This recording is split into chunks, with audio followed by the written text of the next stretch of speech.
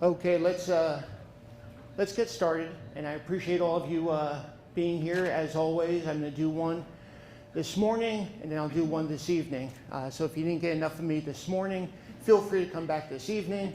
I'd rather you not, because they'll be the same jokes I say this morning as this evening. But one thing I do want to share, and I do train to standard, not to time. It's that Army thing. So when we're done, whether it's 11:30. If it's 11, it's your time, and we'll go as long as you want until we get kicked out by those that are eating lunch or getting their lunch. Maybe, I'm not sure.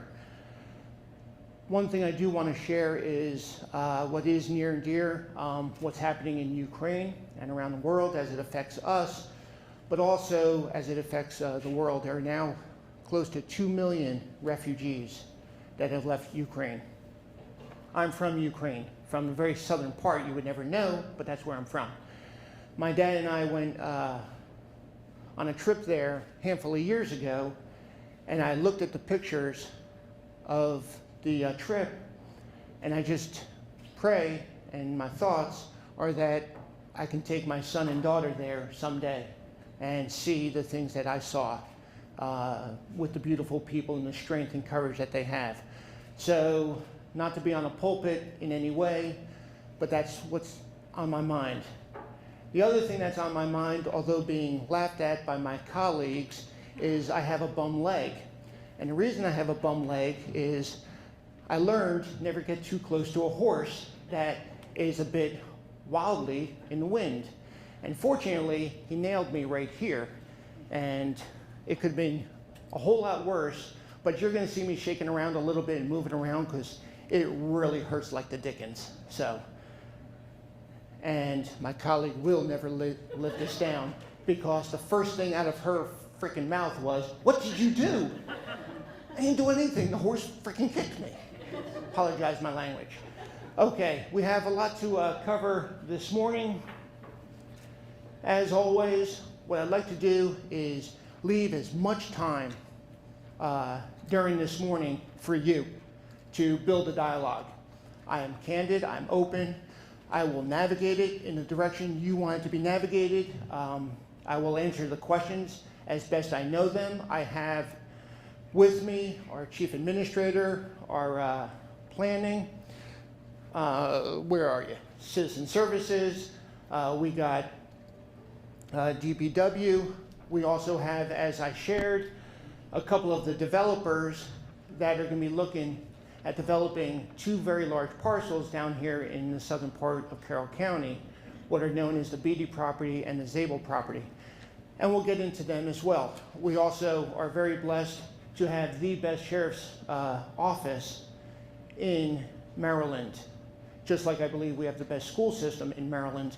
And we have the Sheriff's Department also represented this morning to share with you why Carroll County is doing so well and how we're doing in the safety and security realm in the southern part of the county. Because sometimes things are misconstrued. I believe in social media. I think social media has a really good potential for sharing information. I also believe social media can be an excuse to share misinformation and to build on the lack of trust, whether it comes from safety, security, quality of life. That's happening in Carroll County, excuse me, and the southern part of Carroll County that we're going to talk about. I have a agenda that I am going to follow somewhat. This is the most important part. This is the most important time of us being Carroll County Commissioners. And the reason I say that is we are just walking into the budget season. And we had an overview yesterday. I believe an article came out in Carroll County Times this morning regarding what our Director of Office of Management Budget, Ted Zaleski, shared with us yesterday. Everything we do regarding the budget, everything we do we do with transparency in open session. We are very fortunate right now, walking into the budget season, as looking like we have more revenue than what was expected. When I talk about revenue, I talk about taxes, income, property, and recordation taxes, recordation home sales. But those are the three large buckets of money that come into Carroll County when it comes to revenue. Now, we're also very blessed with people like Celine Steckel and our grants managers who find money elsewhere from the state and federal, pockets that we can take care of our Carroll County community. But the money that we can count on is the revenue that comes in through our taxes, income, property, and recordation.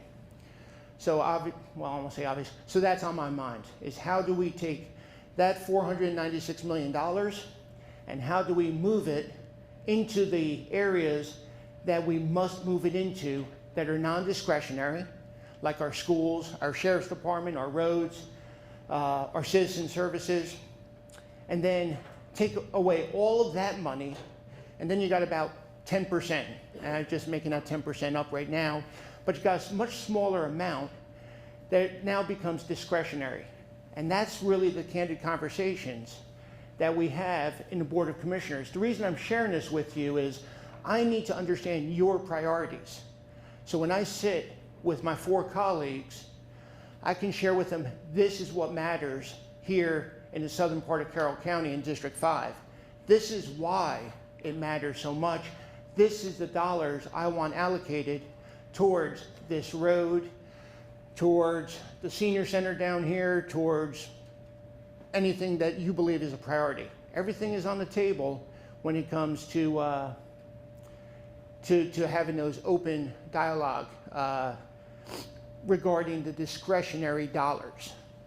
Sometimes it's hard to understand that it's non-discretionary and discretionary, because one of the things I saw another article about was the schools not paying teachers enough or not being able to retain teachers.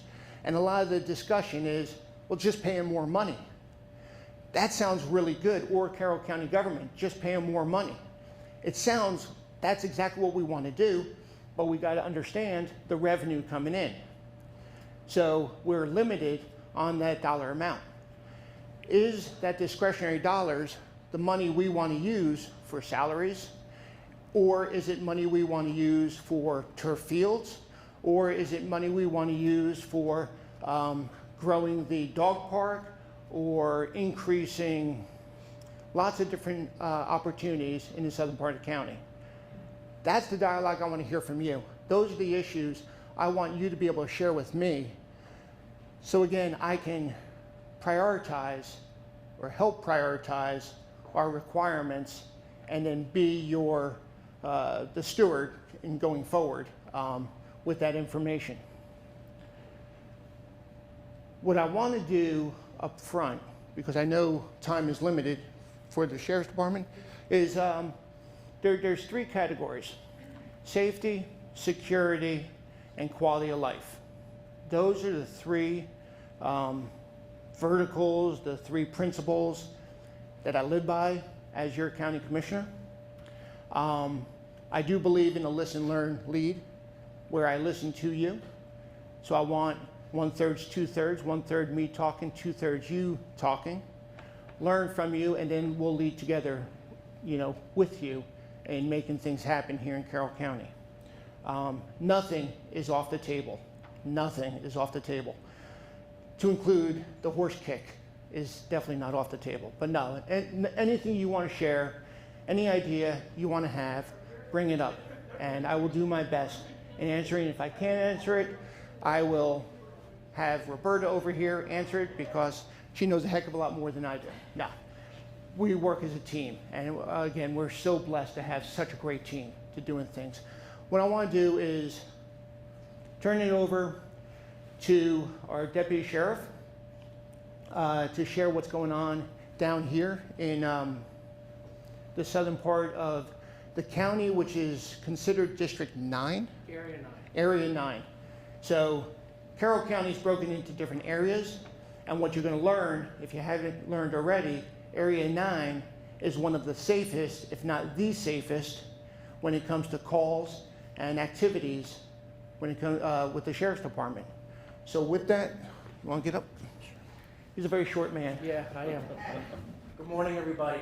With me today, I have Captain Mark Ward. He's the commander of our operations division, which he has patrol, school resource, all the stuff that I don't want to do. He does. So he's very busy, very busy. So we have 9 patrol areas in Carroll County, 1 through 9. The Eldersburg, Sykesville area is area number 9. We have normally 5 or 6 deputies assigned to this area, along with Maryland State Police. Have a trooper or 2 assigned to the area. We have Sykesville Police also that works in the town of Sykesville. Every municipal police officer in Carroll County is deputized by sheriff police. So if there's an emergency, they come out and help. They have jurisdiction and then they come out and help us. So it just adds to our workforce, which is a really good thing. We get along phenomenally with our 6 municipalities in the Maryland State Police. Great work relationship. So it really helps to just expand on the amount of police officers that are actually out here protecting folks. We do a ton of data-driven enforcement. That's what we do. We have a crime analyst that painstakingly goes through numbers and figures out where there's a problem and where we need to address an issue, whether it's accidents or a theft here and there or what have you. And she's in constant contact with both Captain DeBoard and Captain Van Leuven, who is our investigative section commander. And they work together and figure out where you need the police to be most. Routine patrol happens all the time. You always see us out there, but there's sometimes we want to be proactive, so we know where we need to be the best resource for you folks. We have some numbers for 2021. We had 182 reported crimes in your Area 9. In the whole year in Area 9, 182. Of those, no homicides, no robberies. So no violent crime like a business robbery or somebody getting robbed on the street, 0. 97 commercial thefts, shoplifting, big box stores. So more than half of those were big box store thefts, people shoplifting. I can tell you that's a regional problem. The Walmarts, the Altas, regional. They'll go into Alta and they'll take $7,000 worth of fragrances and walk out. And we've done a real good job working with our allied partners in the region to find folks that are doing this. Walmart's been an issue. Their loss prevention is aggressive, but they're limited. We've met with them numerous times to try to work out the problem solving of this theft. And unless you have a deputy standing at the door 24/7, you're gonna have a problem because their loss prevention is not going out and grabbing people in the parking lot. And I get it, it's not their job. And with this day and age, you never know what you're going to encounter to do that. So we're working on those problems. It definitely keeps our numbers high. We had 25 theft from autos in Area 9 last year. And I think 19 of those were unlocked vehicles. So we don't lie and open and lock your cars, please. It's easy. If you park your car in the street and you have a garage door opener, please don't leave your garage door opener in your car. If somebody breaks into your car, you have access to your house. It's like having a key. Little things, it's important. Lock your cars. It would prevent a lot of these. People go by and a lot of times it's the folks that have the drug addiction problem that need quick change or your sunglasses or your computer that's in the car. They'll just walk by and check handles in the middle of the night, go in and steal. We have 6 stolen vehicles. If you get a chance to take a picture or two, that'd be good. It's a lot, but it's really not considering in Prince George's County they steal about 60 a day. So in 2021 we had 6 just for this area for the whole year. So 1 is too many. We get that, but we made 4,362 traffic stops in your area last year. Our deputies did. That's not including what the Maryland State Police do or Sykesville Police do. And yes, we're out there making traffic stops. And yes, we are very aggressive when it comes to speed enforcement. The chance of you injured or being in a car accident in this county is much more likely than you being involved in a violent crime. That's the way it is. So we are out there making sure that the roads are safe. And I know folks ask all the time, why do you guys just run radar all the time? Why do you stop all these people? We do that to keep you safe. It's important. It's very important. And it works. And we will identify a place that had 1 or 2 or 3 accidents, and we'll set up enforcement there to try to slow people down and be a reminder. Of those 4,300 traffic stops, we had 99 DUI arrests in your area last year. So almost 100 just in your area last year. So still a problem. We're very aggressive with DUIs. The state police are very aggressive with DUIs. 47 overdoses in Area 9 last year. Of those, 6 were fatal. That number's been steady the last year or two. With the pandemic, the first year of the pandemic, the numbers actually went up because folks were home. Folks were not as active. We're not arresting our way out of this problem. We work with the health department, we work with other resources. People that are a whole lot smarter than me try to figure out how to solve this opioid addiction problem, this overdose problem. You go 30 miles that way, and every corner you can buy heroin, buy crack cocaine. It's there. It's supply and demand. We try our best. We have diversion programs with the health department. We try sometimes, sometimes we want to arrest people to get them in the system because they're forced to get treatment. Other times it's not the best to put people in jail that have a substance abuse problem. It's a very complicated issue. So we're working constantly to try to figure out what to do with that. All of our deputies are issued Narcan, so we get on the scene before the fire EMS. We can Narcan somebody that's in an overdose, and we've saved a whole lot of lives, brought people back. Our fire and EMS folks do a phenomenal job. They're great, so we help them out quite a bit. Any questions? Any questions at all for me that you have? I'm going to be short, sweet. While we're talking about the drug issue, we keep hearing about there's a steady increase nationwide in the ability of fentanyl and fentanyl-laced problem.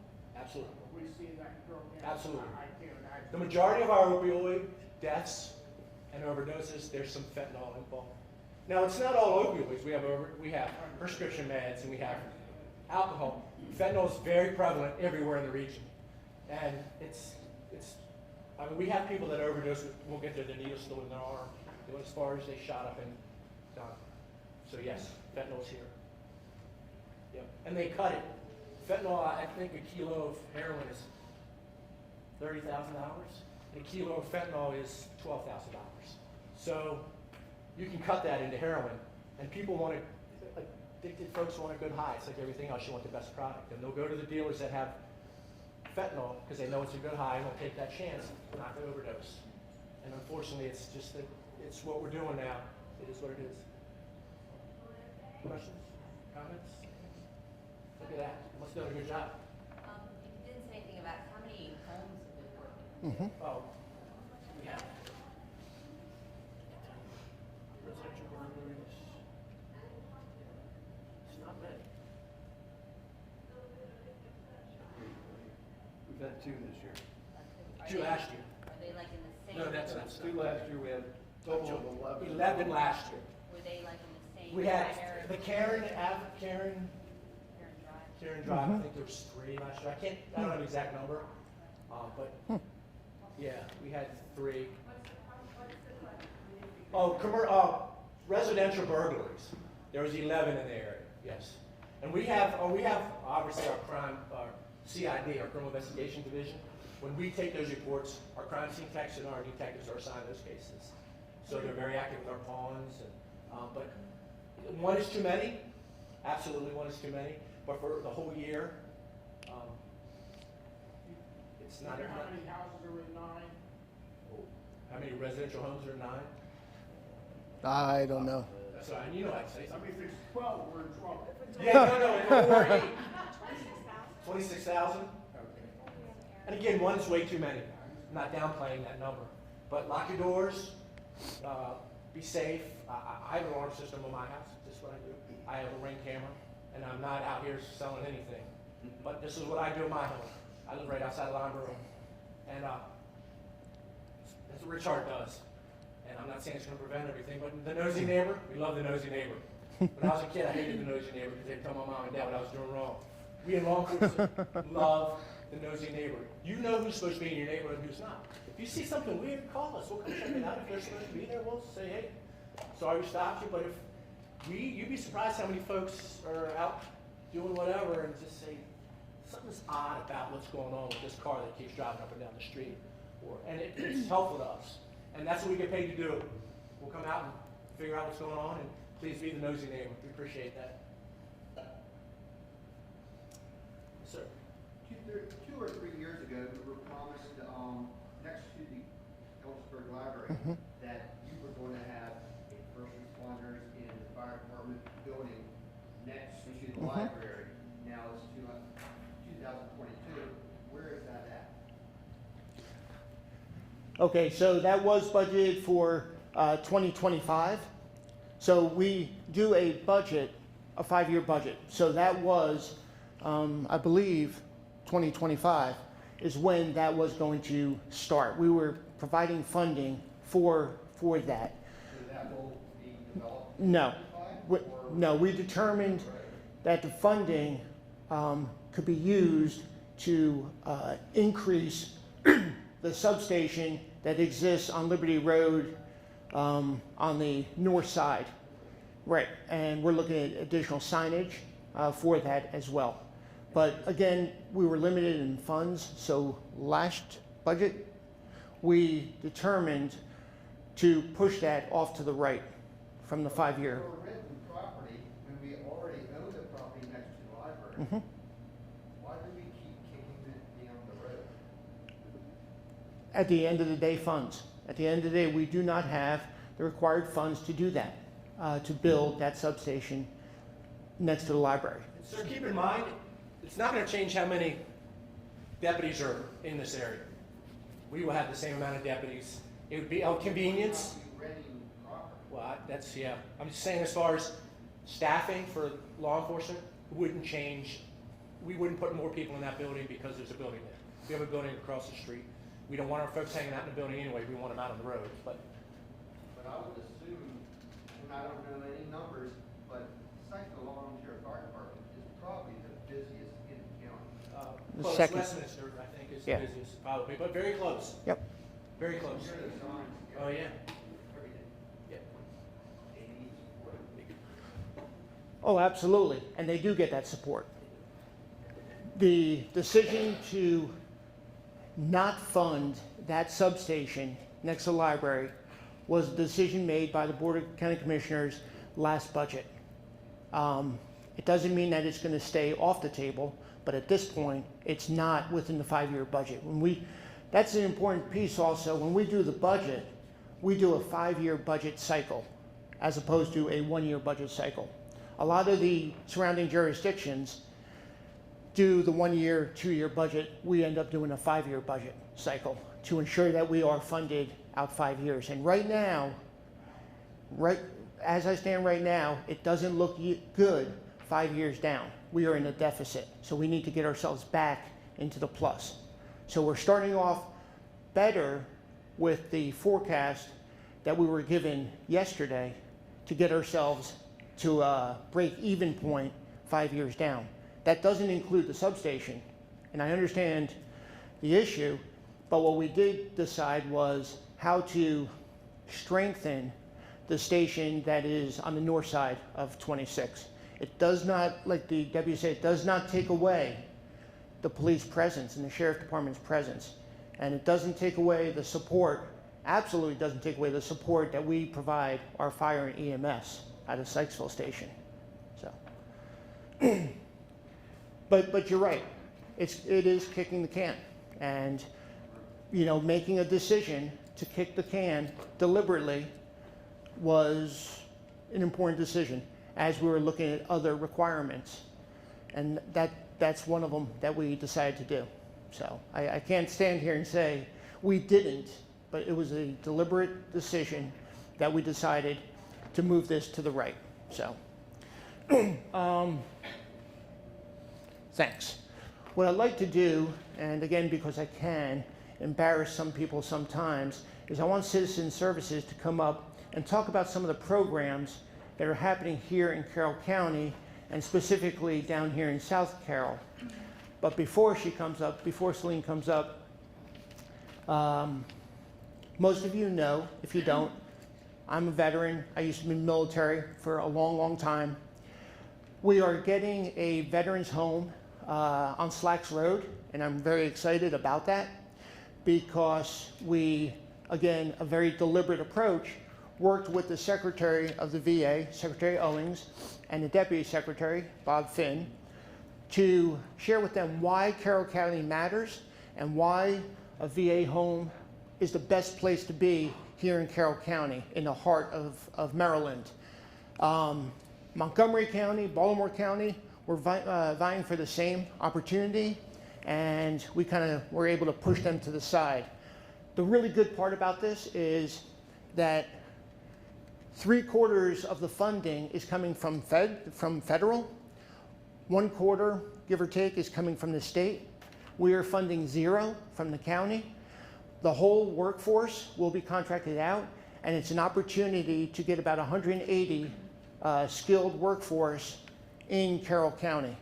So talking to the community college and the school system about this opportunity, to me it's a great opportunity. It's going to be a state-of-the-art VA home. We have one here in Maryland right now, Charlotte Hall.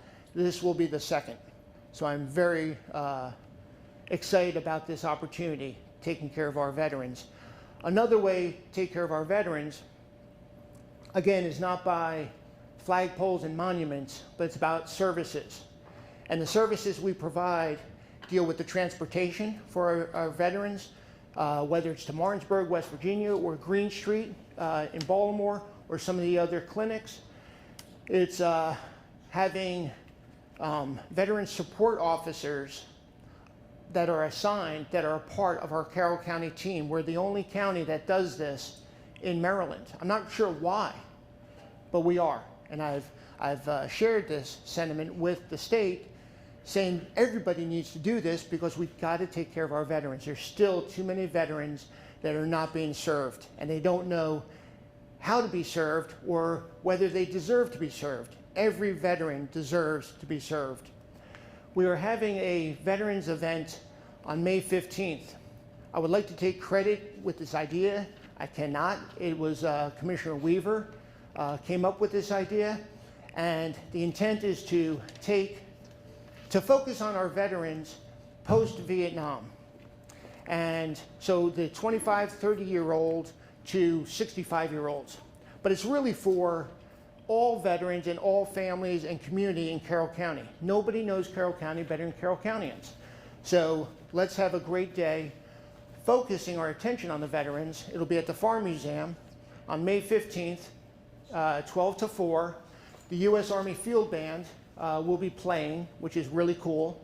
We will have a helicopter as a static display, and we're looking at other military equipment also as a static display for this event.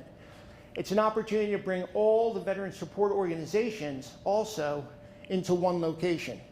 So all the American Legions, VFWs, the Marine Corps League, all of them to one location at the Farm Museum. So please take this flyer, share it with your friends, your neighbors. I'd like to see all of you there. I think it's a great opportunity. Again, it's not about funding flagpoles and monuments. It's about providing services for who I believe are those that, deserve those services, our veterans. But there's a lot of other activities going on in citizen services, whether it's rent, support, especially during the pandemic. Now we're walking into the post-pandemic community and era, but there's still a lot of catch-up that needs to be done. And Celine and her team have done an incredible job getting the grants, getting the opportunities to take care of a large part of the Carroll County community through the Circle of Caring and the homeless support. We just did a numbers, a census. So let me hand it over to Celine, share with you some of the things that are happening that are under her purview, but it goes right back to where the sheriff is coming from. If you see something, say something. If you have an idea, bring it to our attention. You bring it to me, I send it off to him or to the sheriff. The responsiveness is so quick, okay? You can do the same thing. If you don't know to call them, reach out to me, and I'm going to be as responsive as I can. But Celine, why don't you share some of the ideas? Oh, yes, ma'am. What timeline do you have for the Reynolds Fest? Like, when do you think that's gonna all be? No, it's a good question. It's in the governor's budget as a capital project, and I think they're surveying the property now with the engineering. I think 2023 is when they're going to do further engineer surveying. So whether they break ground in 23 or 24, I'm not positive. I did go out to survey the property with the team, but it was a very preliminary, and that was last year, Roberta. And so they're going to be coming out. But the good part is that it's in the budget. You know, that's like the first step, that it is in the capital budget. Let's get through the legislative session, which is about 30 some odd more days left. It'll stay in that capital budget, and then we get to execute it. So, but yeah, great question. Thank you. Just to reiterate, I'm Celine Steckel, the Director of Citizen Services with Carroll County, and Citizen Services overarches a lot of different services throughout the county. One that you're all very familiar with, I'm sure, is the senior centers, fall under Citizen Services. So hi, Melissa. Hi, Brad. Thank you folks for hosting us here today. One of the things, just to follow up where Commissioner Rothstein left off, we did host on the 25th of February our point-in-time homelessness count throughout Carroll County. What that count does is it gives us a picture of how many homeless individuals that we have throughout the county, but it's a count of just one day in time, right? So it gives us an idea of that particular day, how many folks we have that are homeless, that are unsheltered homeless, not folks that are in our shelter. We count those as well on that day. But what it does is draw attention to where we are. The other piece that you may not realize is that we keep that count of people that we work with throughout the year that are homeless in a data system called our Homeless Management Information System. And through that information, that's how we vie for and apply for additional support for us to provide sheltering services, homeless housing stability services, and all kinds of other pieces of the puzzle for serving our homeless population here in Carroll County. So the PIT count is what we call it. I'm sure many of you might have seen the article in the paper about the count that we did that day. It's just one day. But we do work throughout the year with our multiple service providers, our Circle of Caring Homelessness Board, to really provide the support to those individuals, to get them housed and then to keep them housed. We don't just get them into housing, we follow them into housing to make sure that they can be successful. And it doesn't always work the first time, so it is a work in progress.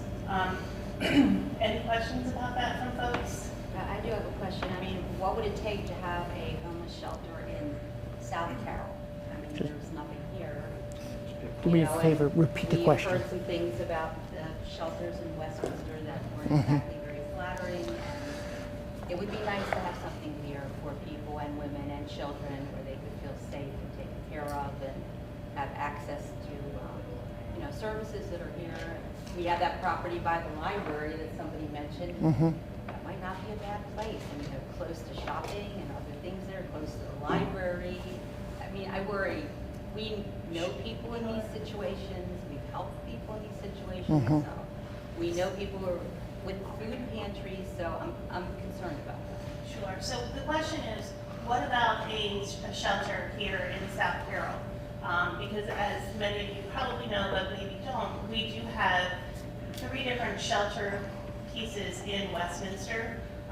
One is the adult-only shelter, one is the family shelter, and then the other piece that's connected to the adult-only shelter is our night-by-night shelter, which more recently is open all year round. It didn't used to be, it used to only be for cold weather. But we don't turn folks away from the night-by-night shelter, so that's open from 7 p.m. till 8 a.m. every day of the week to provide support to individuals who find themselves without a place to sleep. And they can provide case management services there as well. So your question though, for South Carroll, would there be a question of moving a shelter here? We look at the data of where we're finding people that are homeless and the need. and that's part of it. But the other piece is the majority of the services that are provided are in the Westminster, which is the county seat for Carroll County. So that's one of the pieces, but we can certainly have more discussion about needs for a shelter opportunities, and maybe not a full shelter, but what does it look like? What is that interface? So I'd love to talk to you more after we're done here. Hey, Celine, For can I sure. just? Yeah, I think that's a great question. And we started the pop-up pantries about a year and a half ago. I was introduced to a program called COAD, which is Civilians Against Disasters, or Civilian Organization Against Disasters. And I stood that up, and I stood up these pop-up pantries down here in South Carroll, not knowing how many, how big of a need it was. And I mean, you know, not bringing the tears to your eyes, but saying, oh my gosh, there was an incredible need. And Bob and I were there doing it, and we were full masked up, and the Lions Club, which I'm a proud Lion, you know, took over the pop-up pantries, and we were doing them 2-3 times a week. And there was definitely this need. Shepherd staff, my wife, you know, goes to Wesley Freedom with the kids. Shepherd staff stood up, you know, over at Wesley Freedom. So things have been identified. If they've gone far enough to where you're saying, no, the short answer is no, we still have a requirement. I like the question. I'm definitely going to take it back. It may not be the full up shelter, but it may be pieces, you know, where we can meet the requirements. But those are a couple of activities. And again, we're very fortunate that we have a community that participated in these pop-up pantries, that participates with the Shepherd staff and other things, and those are just a couple.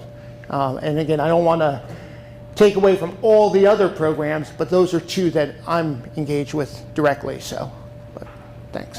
And one of the other big pieces I forgot is part of our additional COVID funding that we have received is currently funding a position with homeless services programs in Carroll County, which is one of our homeless providers in the county, to have an outreach position that has started to work in the past 6 months with all the food pantries and is going across the county to meet with individuals at those food pantries who may be homeless and engaging the food pantries, because obviously they're one of our points of connection for folks that are homeless. And they're engaging with them to do what we call coordinated entry. When we encounter someone who is homeless, that's the first step for multiple service providers of homeless services to get folks entered into the coordinated entry system to gather all their detail and information so we can understand why they're homeless, what the barriers were, what their needs are, what their successes have been, and how we can help them to get into housing. Because there are a lot of different housing programs with different requirements, different wait lists, different eligibility, but we need to understand, excuse me, what those individuals may qualify for so that we can help them to be successful and get into housing as fast as possible. Just a short little question. Do you also provide any type of, you know, training for them or put them on that path so that they can have a job and then Great question. hopefully support themselves? So one of the questions that she's asking is, do we have any training programs for these individuals to help support them in finding a job? So there's multiple layers to that question. So right now we have also, with some COVID-related funding, been able to hire in our department 3 housing stability coordinators. And what they do is they work with individuals on pieces of that puzzle. They refer them to different programs. One of the programs that's offered by Carroll County is our workforce development. Sorry, we just rebranded.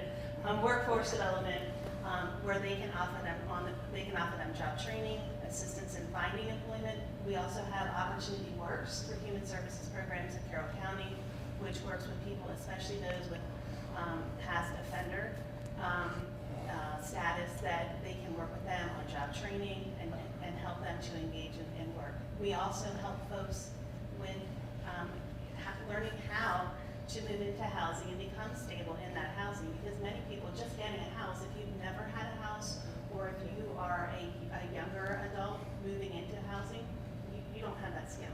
So our housing stability coordinators will help to learn how to cook for themselves.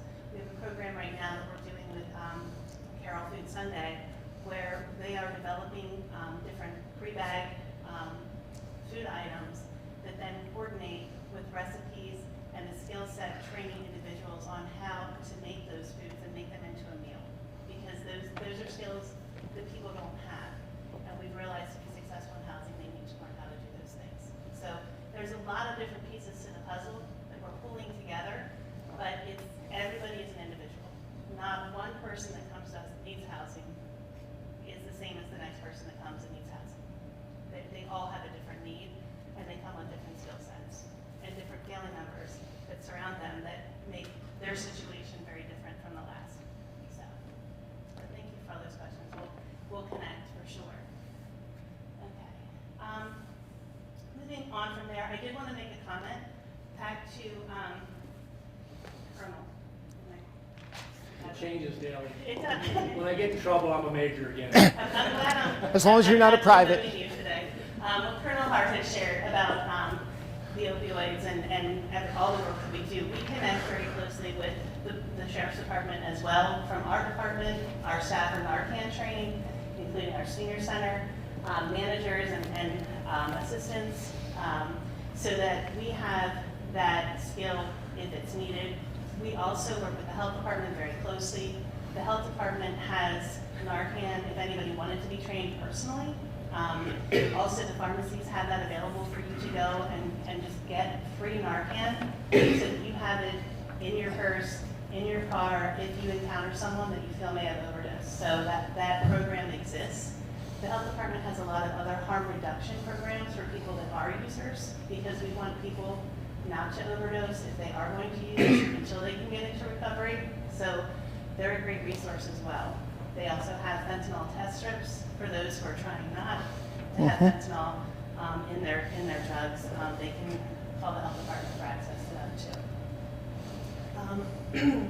Some other exciting things that we have going on.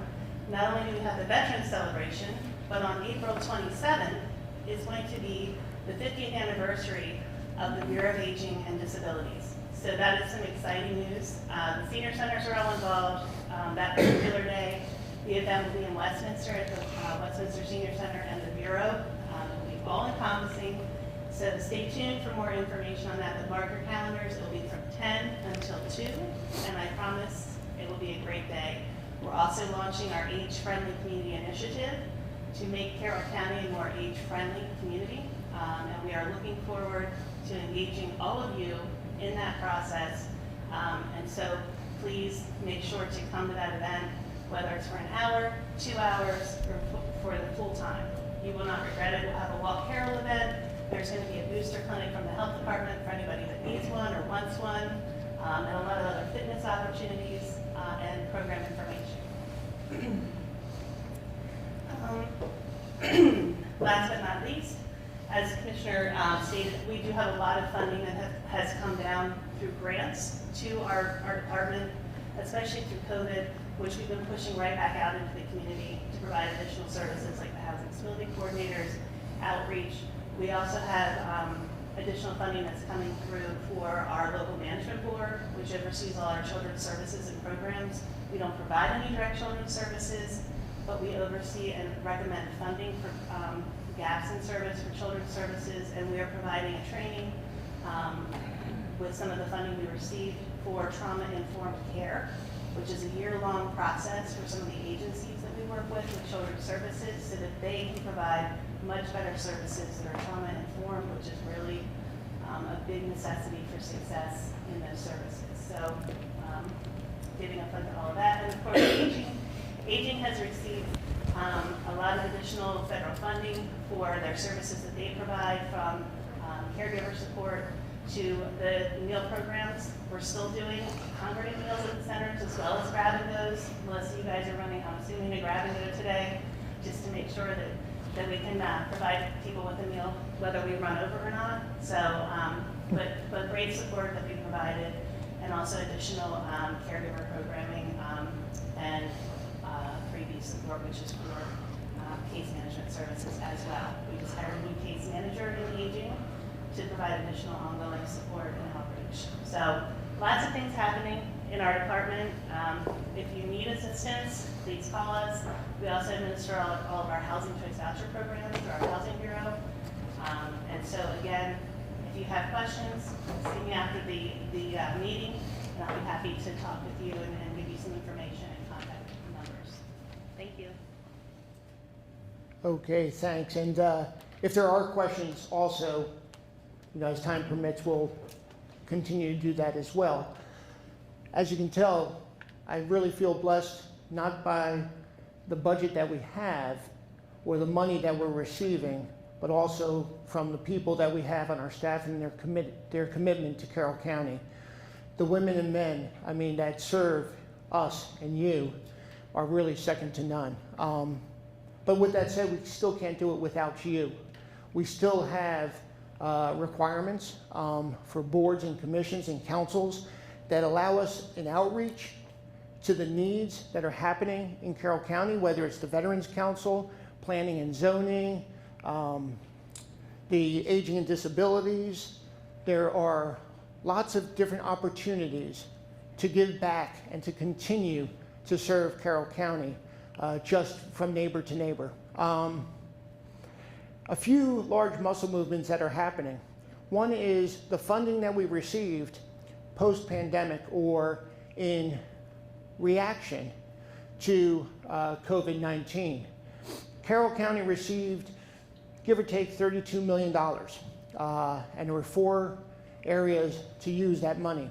We have a few years to execute those dollars, which is good because the last time we were given money, we had about 6 months to execute the dollars.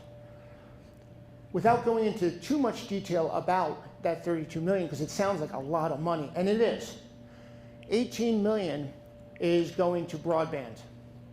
We have tagged and understood the commitment we need to give to our children, especially when they are in positions where they cannot attend physically the schools, to give them the opportunity for learning. And there are too many dead spots. I don't know if that's the technical term or not, but there are too many places in Carroll County that do not have the opportunity for our children to be given that, that learning. So $18 million is going towards that. There's also a large chunk of money going to infrastructure, additional infrastructure that we've recognized. Money is going to citizen services, as well as to our IT folks to ensure they manage the monies and the dollars necessary. It's amazing how you think $32 million is a lot of money until you get $57 million of requirements that come into you. And then you say, okay, where do we prioritize? And that's what we did. And this was probably about 3 or 4 months ago, give or take. Yeah, so, and again, we tried to do this as openly as possible, but I just want to share with you, that's where this, because I had a note post-pandemic where we're at. During the pandemic, and a real shout out to our Sheriff's Department, our fire EMS, our hospital, our healthcare professionals, it was horrible. The emergency rooms were overfilled. There were patients that were being rerouted from Carroll County to Hagerstown, to Baltimore County, to Gettysburg, because there were too many, there was no room. There's no room at the inn. There was no room at the hospital. And then when they were put in the hospital, in the emergency room, as many of you know, you can't get better in the emergency room. It's a place to stop, to move on forward to a room, but those rooms were filled. So it really was a very, very difficult time. I am so impressed and very fortunate that we were part of the LifeBridge team, and Garrett Hoover, who runs that hospital, was very receptive and worked closely with our health department and our team, our emergency services. Val, was a large part of this, to figure out what was the best way to manage and lead through these challenging times. One of the things that was identified, it wasn't because of the COVID-19, but it was due a few years back and sir, you brought it up, was the fire EMS, was how do we get the best efficiencies and effects that we deserve here in Carroll County from our fire and EMS structure. And we have 14 stations. I can't put 2 hands up because I'm holding this, but 14 stations. And how do we consolidate those stations to ensure, especially with EMS, to ensure that Carroll County is covered? So we hired a director of fire EMS, Mike Robinson. He's amazing individual and a wonderful leader. He is taking the community and packaging the skills of the leaders within the community and identifying the needs on how to consolidate our fire EMS to ensure that there's redundancy, to minimize any gaps that we have. And the challenging part about doing this is he's doing it on a very small budget. Again, everything comes back to the dollars.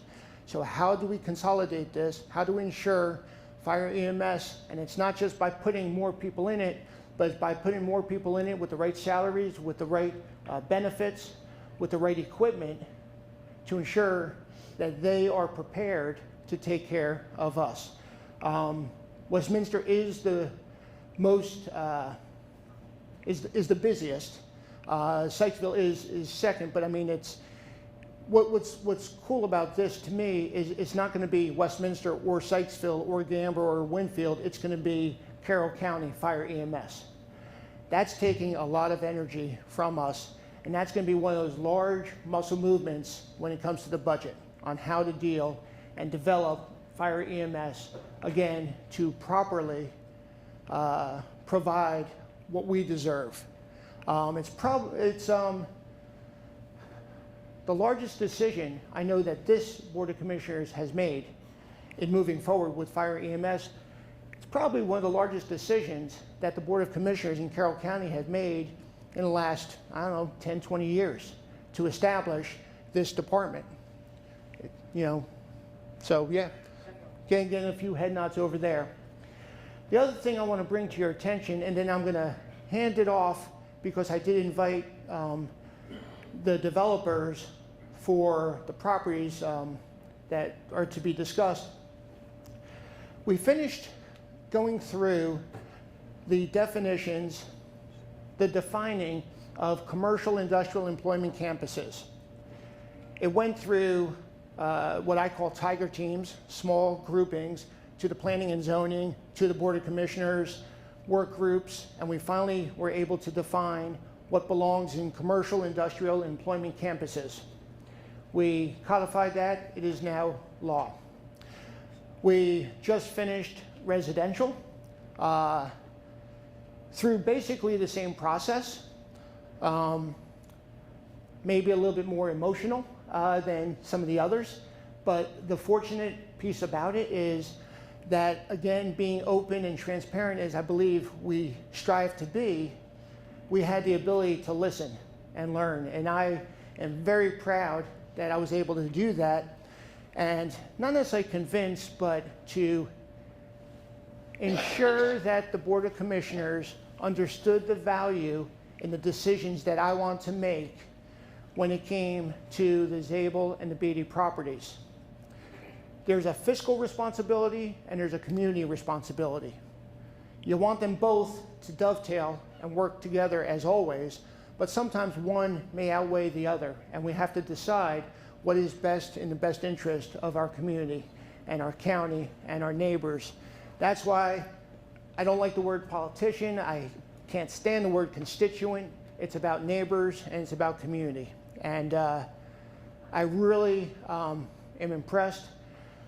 Those that came out and talked to me about those properties and why decisions need to be made the way they were. They may not have gone the way landowners wanted it. It may not have gone the way a developer may have proceeded, or the legal advice for the landowners or developers. That's regardless. It is what is in the best interest of the community. How does it best serve Carroll County? So we made those decisions. I believe they were both decided 4-1, you know, in the board, I think, yeah. But so it was overwhelming. It was, I was very confident in doing that. What I asked from the developers, the Zabel Properties Elm Street developers and the Beatty Properties St. John developers or St. John Properties, to address you on what they see as their development. This is in no way an endorsement of either developer. It could be anybody. It's not about endorsing a developer. It's about doing what's right in a piece of property, and that's when we stop. We stop when we define the property and the zoning of the property. It then is up to the property owner, how they want to deal with it, whether they want to sell it, whatever they want to do. But in moving forward, I believe, just as I'm open and transparent to you and candid and transparent to you, as I can be, I want them to do the same and share with you their ideas in moving forward and answer any questions that you, or I for that matter, may have as they go through the steps in developing the property.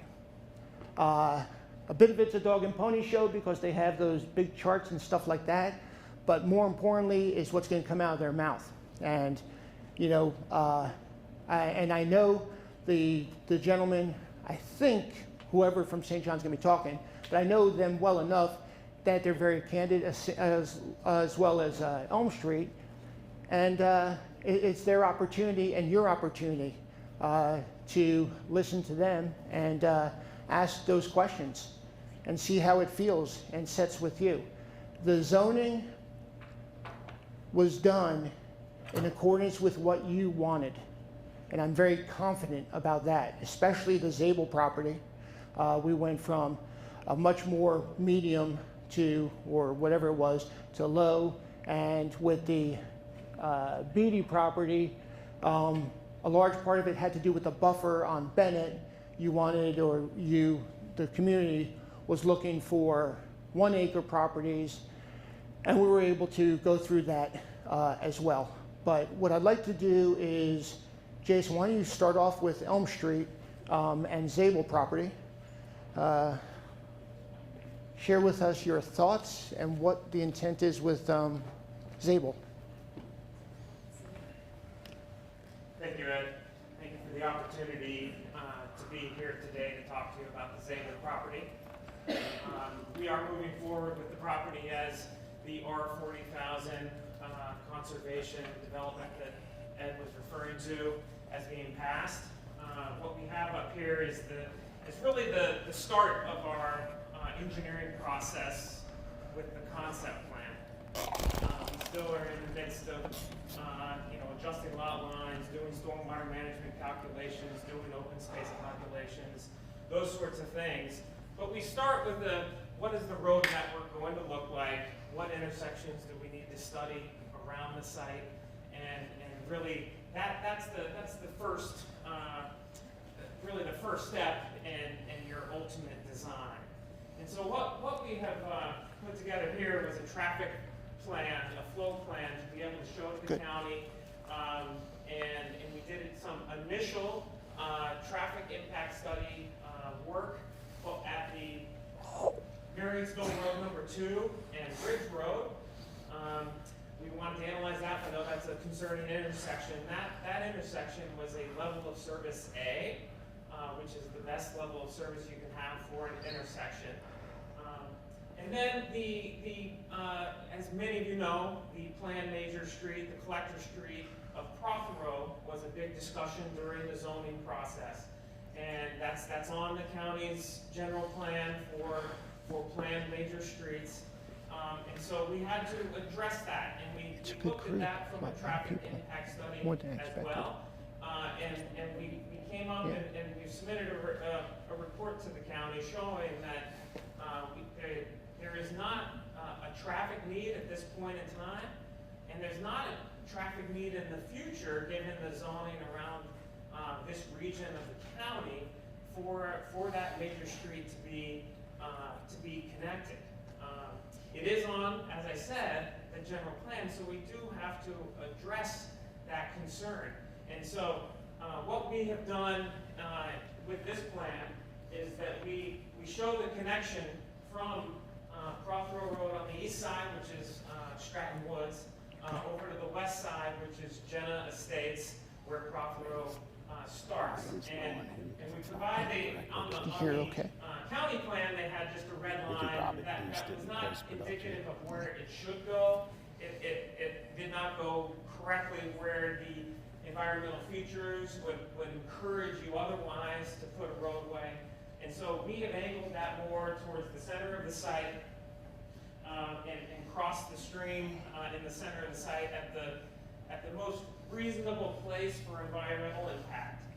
But that on each end of that Prothero connection, we are providing the right-of-way. We're suggesting that we provide the right-of-way, but not construct the actual connection until the need is met for that sort of improvement to be made. It gives the county the option to make that connection if the need arises from a traffic standpoint in the future, but that it doesn't make that connection.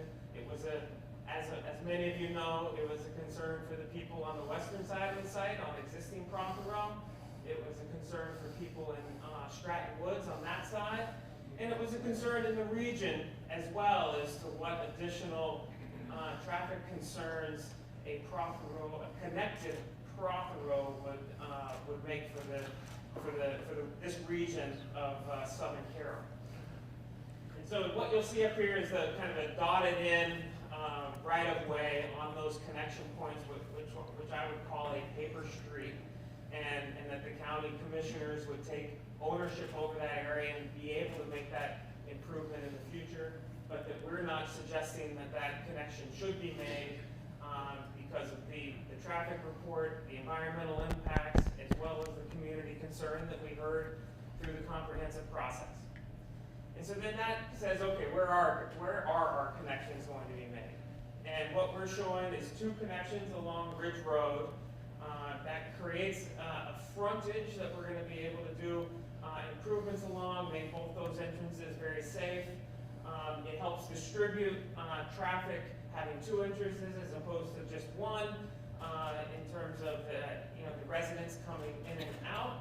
And that services the majority of the site. What we have on this plan right now is 143 units. 131 of them are accessed through those two connections.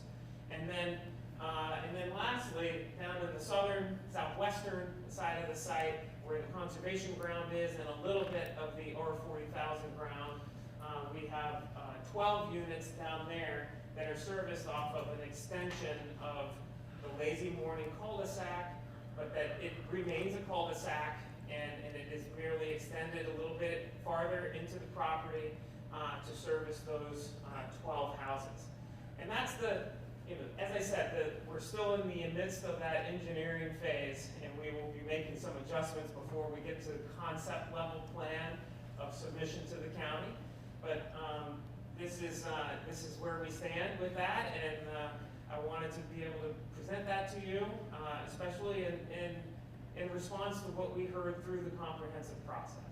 And at this point, I'd love to answer any questions that there might be. Yes? So my understanding, you're going to divert traffic off of Marysville Road to Prothero, cross Randall's onto Macbeth Way. Is that correct? No traffic engineer ever diverts traffic off a major secondary road into a residential neighborhood. We tried this 20 years ago from 32 to Macbeth to Brangles. We stopped that. You don't divert traffic from a major secondary road through a residential neighborhood. You do not. We don't want speed bumps in our neighborhoods. We're suggesting not to make that connection. So you are the builder suggesting to the county, No. this is what we want. You want to take traffic off a major He just said we're not. secondary road, Marysville Road, No. and divert it to residential neighborhoods. Correct? No, we're suggesting that the Prothero connection is not connected. But in the future, it could be. No. That is a plan that is on the general plan for the county. I don't have the ability to change that. That's done through the general planning Not going to. process. I am suggesting get that Linda, that sorry. connection not be made. And You are the builder, the developer. So really, what your thoughts are and what mine are completely different worlds.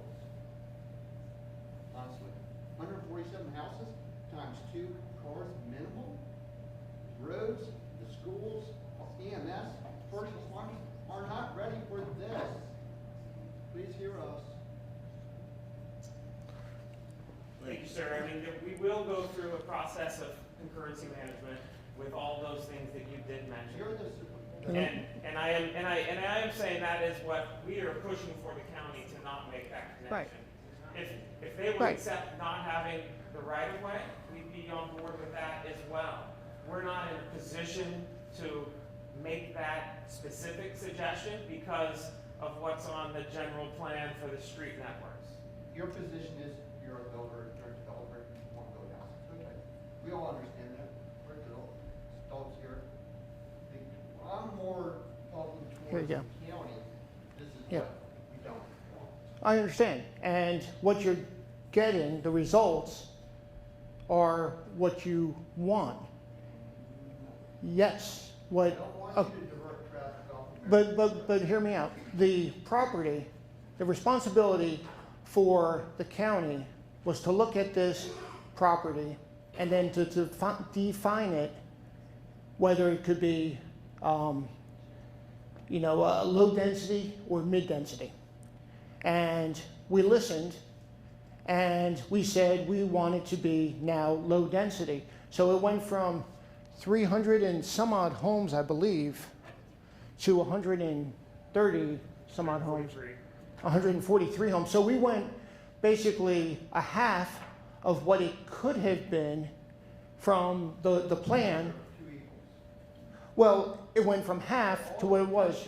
And all the emails that we emailed en masses to you all really didn't matter. Absolutely, they mattered.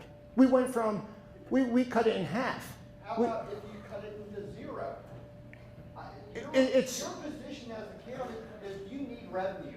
You No. need tax dollars. But the property is residential, and it was defined at one point to be higher density. We got a lot of emails, and I went through a lot of discussions in town halls to determine, instead of going higher density, to go lower density from 300 and some odd homes to 140 some odd homes. So we did exactly, I believe, where you want to go. Now, what another proposal was to split it between high and low, and we said no, because that would not get where you want to go, you being collective, those looking at disabled property. So that, now how that's being developed, so that's kind of where I stop. Now how it's being developed and how it's being sold to be developed, that's where they go. But we did exactly, I thought, what you want. Now saying don't develop it, that's not, our decision. Our decision was how it was going to be defined to be whether owned or developed, and how it was going to be parsed out. And it went from higher density to lower density. Exactly what I believe you in the community was telling me to do. So I'm not sure where we're missing. No, Oh, hold on a sec. Sir, I know you're a developer and builder, and that's what you do for a living. I can't fault that. I'm more faulting the county P&L. The Freedom District Master Plan needs to be revised. We've talked about this. I've sent you emails. There's backdoor provisions for these developers, builders, with their gaggle of lawyers to exploit that. Okay. We need to revisit that because it took you 20 years to do it, and it's supposed to be done in a 1-year mandated. Okay. Now here we are again, mass production of houses of South Carroll that we don't want. Please listen to us. I understand. So the first step is there's no backdoor anything that I'm aware of. Now you may have a different opinion. I'm saying I'm not aware of any backdoor anything. I'm not aware of gaggle of lawyers. In fact, I think I only know 3 or 4 that deal with these residential properties. So I don't know this gaggle, and I don't know any backdoor opportunities. Now, what I am saying is that taking a look at the Freedom Plan and deciding whether that residential property should remain in accordance with this, or should we go into a lower density because that's what you wanted. We determined in a vote 4-1 to go into a lower density parcels. So we went from 300 and some odd homes to 140. So I'm not sure, and it's, I'm not sure what I'm missing here. How about if I just throw this out here now? We put it on the ballot coming November, a building moratorium for all new housing and mixed residential. Let us, the residents, you don't like the constituent word, the taxpayers or the voters, vote on this. Okay, but what? No, hold on. Let's, instead of, instead of having, yeah, exactly. So instead of saying have sidebars, because I appreciate it, I personally believe in 2 things. One, I mean, you can snark if you want. I'm just saying, I believe in 2 things. 1 is property rights, and 2 is as low of a government as we can, as little of government constraints as we can. That's what I believe. So the property that is zoned, disabled property, and then also the Beatty property, any other property for all I care, they have specific rights on how it's parsed out. They, at one point, were looking at medium density to be able to sell off their property and have it developed in a much higher density manner than when it came back to us. And I thought I was listening to you and everyone else saying we don't want that. We want it to be lower density. So we made it lower density. Now to put it to a vote for a moratorium, I wrote it down, I'll write it down, and I can discuss with the commissioners, but I'm not sure that's the route we want to go. What we want to go is, I believe, is having a property owner have the rights to do what is allowed on their property, whether it's building a 7-Eleven, okay, or it's building 130 some odd homes where they were previously had the opportunity to build 300 and some odd homes. And they will not build any homes unless the schools are prepared to bring those kids in, as many kids there would be, unless the fire, EMS, and police have the ability to service that community, unless the infrastructure is there to allow those homes to be built. There's a checklist, is the easiest way to describe it, of what needs to occur before homes are built. In addition to that, only so many homes can be built at any given time and are permitted any given year. So you can't just go in there and build 140 homes overnight because of this process. So I understand the concerns about roads going through. Their determination to best build a community, I think what I heard was they don't want to connect those roads. Linda is starting the master plan, when? This year? I mean. We're starting the county master plan. We're beginning with some economic development studies. Right. So, and hopefully this coming up fiscal year. Yeah, so fiscal year 23, we will be looking at the master plan. In fact, and the reason I just shared that is I hold a cabinet meeting and Linda briefed me and the rest on the during the cabinet meeting that they will start the master plan process, exactly what you're asking to do. they will start that in FY23. So, yeah, I think we're doing exactly what you're asking, except for this moratorium piece, but I'll make a note of that. Yes, sir. Yeah, sir, I mean, there's a moratorium on the book for it, not property tax. But that said, the phase one, and Commissioner, we appreciate this, because I've been in these meetings and been very difficult, and I do believe you carried out, the folks who are directly impacted, from this development. I thought I was gonna come here for phase two of a battle around roads. And now what I'm hearing is Prop Road will not be connected because of the recommendation of the developer. That's yours. That's not me. I guess my question is to the county, will the master plan be adjusted to reflect that? And if so, how will it be adjusted?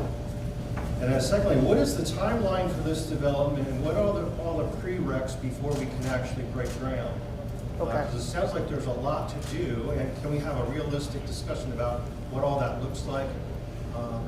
And when are we actually going to see, construction equipment in our backyard? Right. Let him answer. Sorry, that's No, that's all good. questions. Let be happy to him address tackle that. 2 of those questions, and then I'm going to ask Linda to come up with me and talk about the timeline on the master plan, because we got to get that right.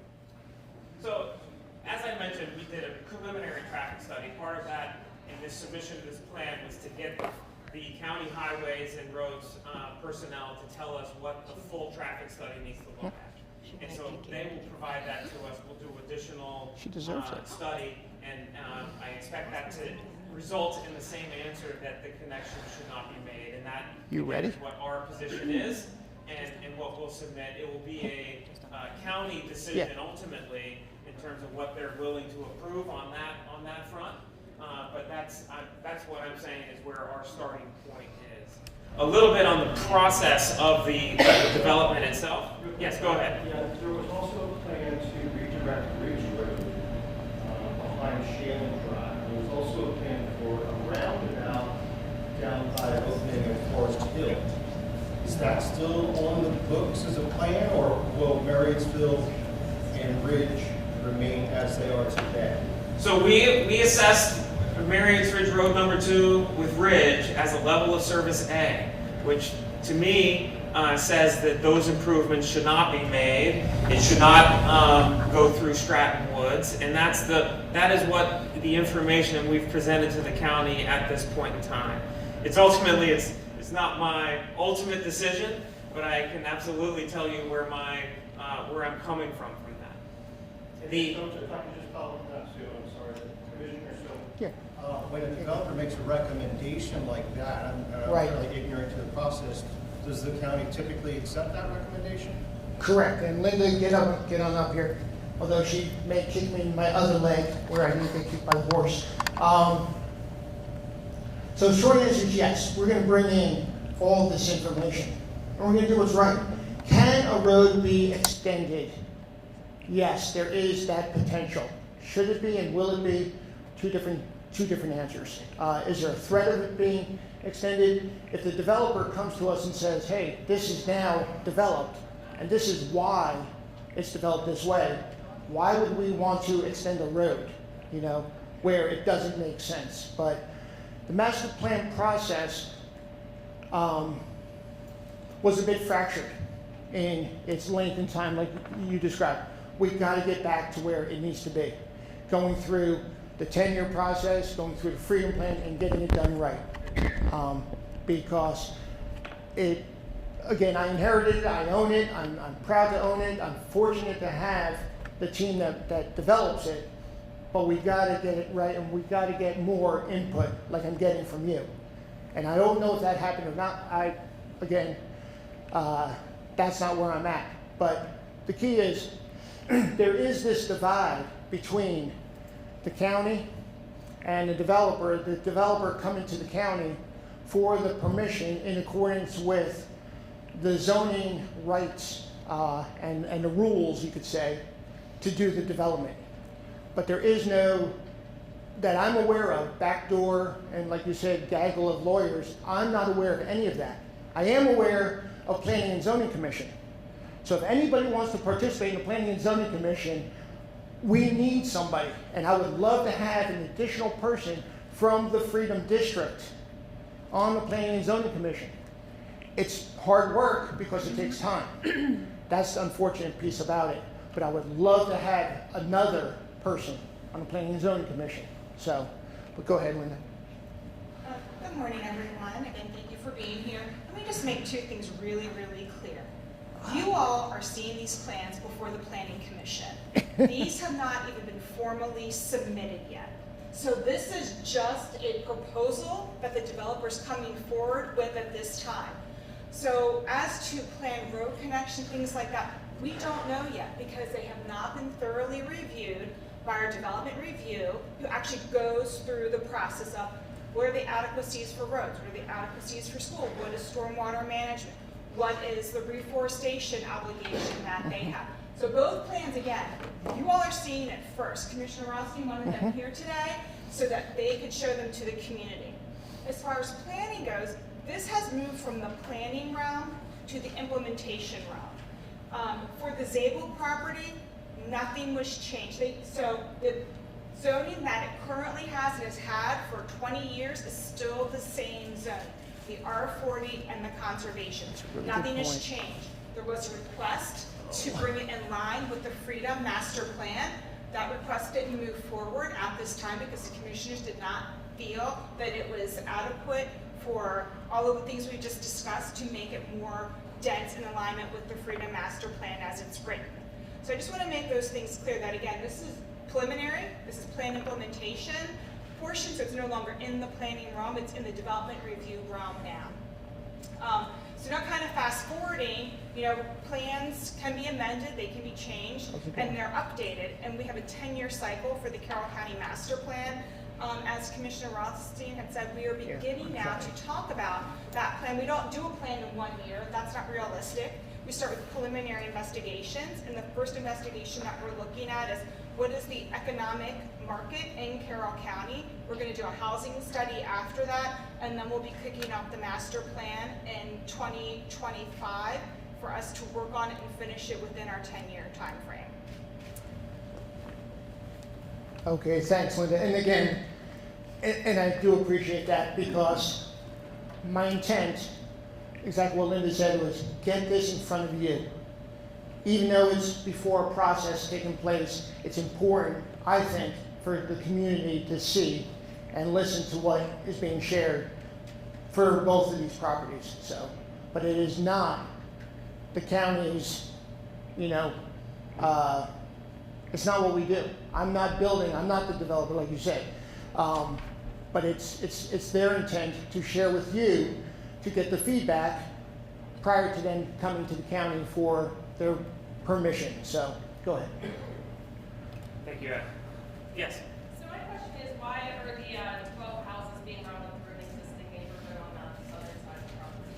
What's the rationale for that instead of connecting to the rest of the community? Repeat the question. Not affect the existing neighborhood? Sure, and I've been asked to repeat the question. So, Kristen's question is, why are the 12 houses being routed through the existing neighborhood to the south, the Lazy Morning connection? What I would say to that is that that Lazy Morning cul-de-sac was developed as a temporary cul-de-sac. It's on the plat with the intent of it being extended into the property. And so the reason it's best to do it in that fashion for those 12 houses is because otherwise that area of the Zabel property is encumbered on all sides by environmental features. So you would have an additional environmental impact if you were to create a roadway into this part of the property. And so, it's not my position to say we want to do additional environmental impacts and we want to utilize the road plats that have been in existence for decades at this point for that road extension.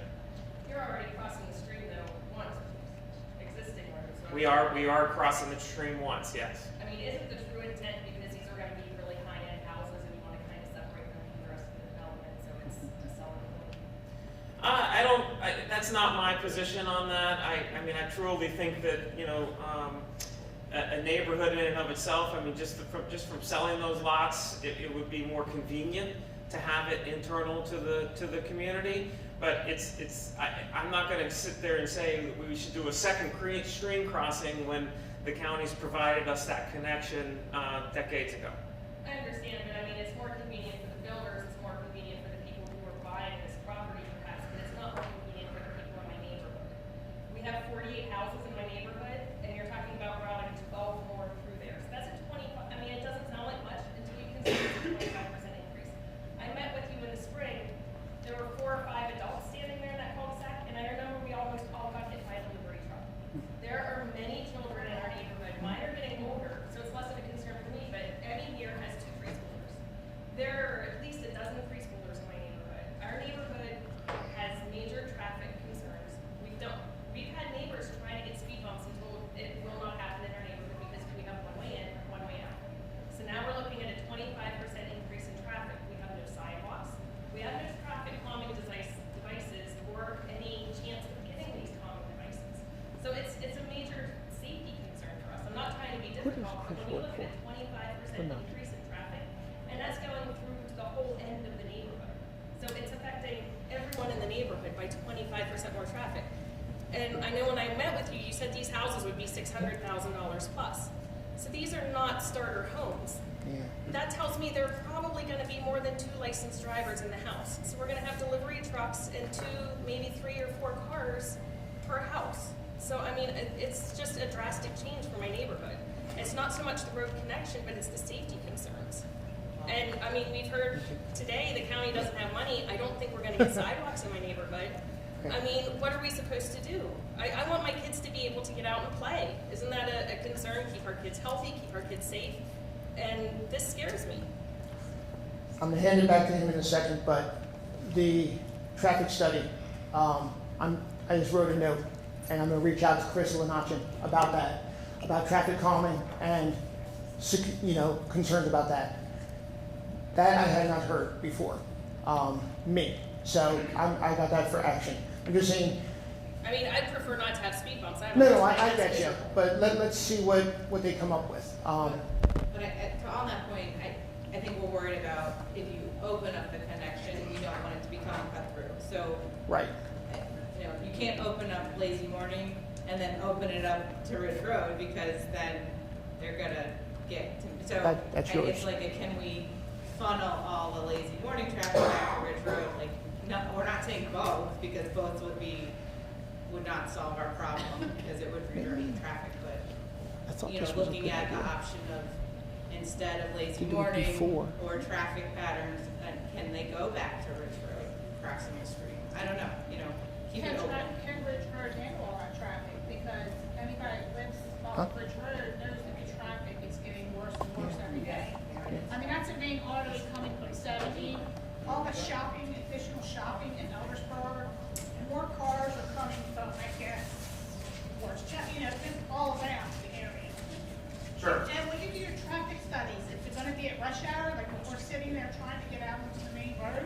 Yes, it is. It's peak hour testing is what is done. There's rules and procedures around that the county oversees in terms of how that traffic is collected and reported. But low density, like what size, explain, what size lots are those? So both of these are to cluster the lots within the R40,000 and within the conservation area. So for R40,000, that means a minimum lot size of 20,000 square feet. And then for the conservation area, half-acre lots. And then for the conservation zone, that's a 1-acre lot cluster. I mean, that's a lot of houses just for the traffic on Ridge. I mean, people that live there now. I mean, I'm sitting there 15 minutes sometimes trying to get out on Ridge Road just to go up to the shopping or to take my family somewhere. It's just, that's an additional, like if you're rerouting everybody to Ridge, all that extra traffic, I mean, I don't know if Ridge can handle that. Well, that will certainly be part of what we look at. Maybe cut back even lower, is there a lower density? Like 3-acre lots and maybe 70 houses? I would like to address the woman back at the table as well too. our intent is not to put Lazy Morning as a through street. It was merely as an extension of a cul-de-sac. I think, well, to Kristen's point, it's just 12, it doesn't sound like a big number, but 12, and those streets, you can see it on the map, the way those streets zigzag, like, like complete 90-degree, or, angles. They just make complete blind spots for kids riding bikes, and so just 12 doesn't sound like a lot, but to go all the way back in that neighborhood, it's an impact.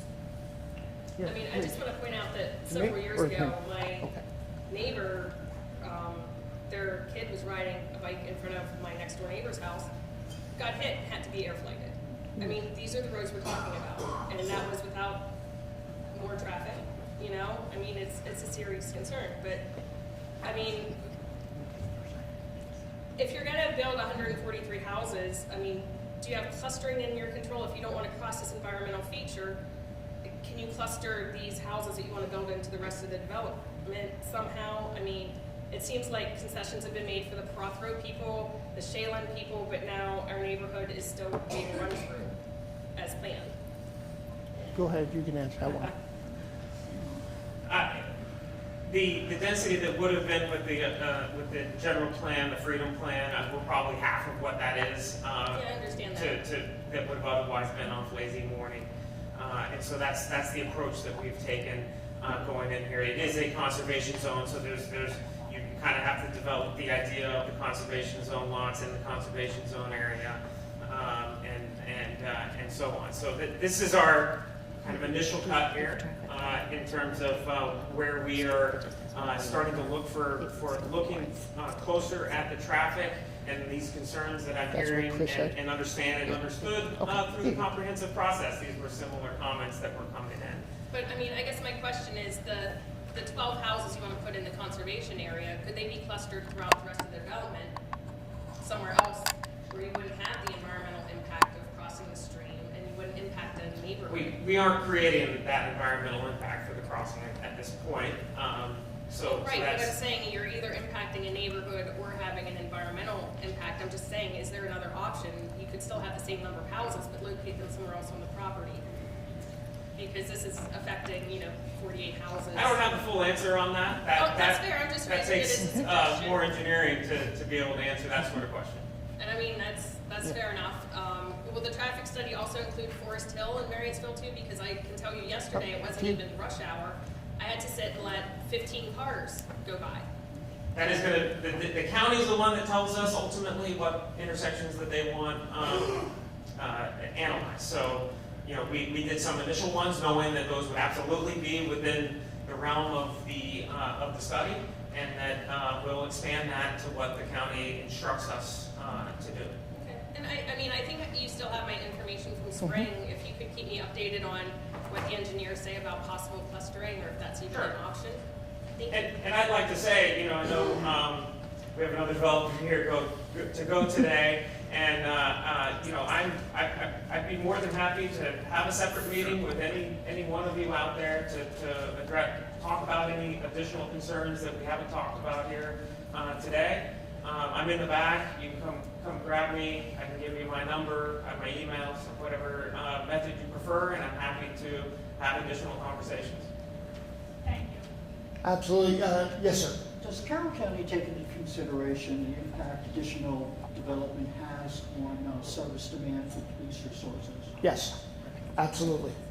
And the question is, does Carroll County take into consideration the impact on, let's just say, safety and security, police, fire, EMS in developments? Yes, absolutely.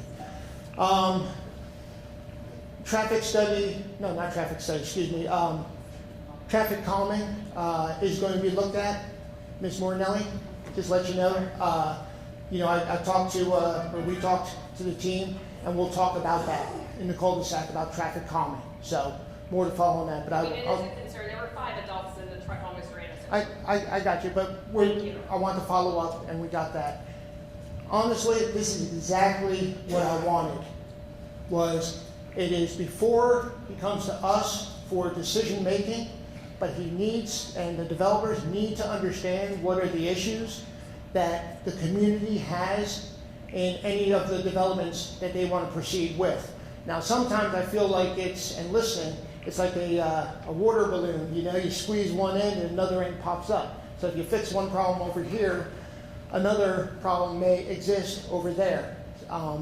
And, you know, but that's for them to figure out and to look at all of the things that were discussed this morning, preparing themselves to come back to us in the next phase.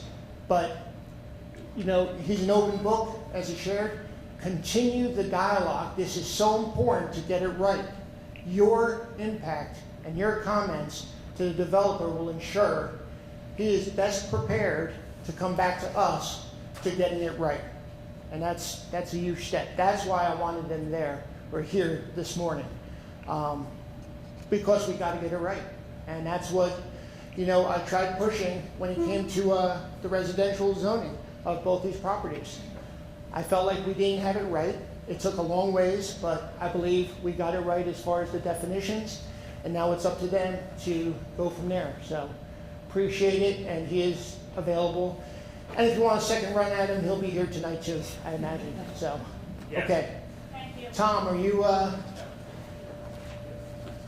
okay, Mr. Tom Pilon is from St. John Properties and is going to talk about, again, the intent that they have dealing with what's called the Beebe property off of Bennett Road.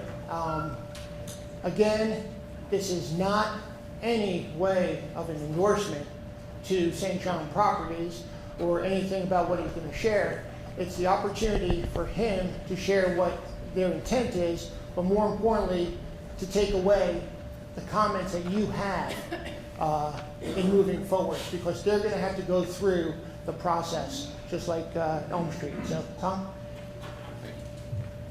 Good morning. My name is, Ed mentioned, is Tom Pilon. I'm well, they give me a new title every couple of years. Reality is I get building permits.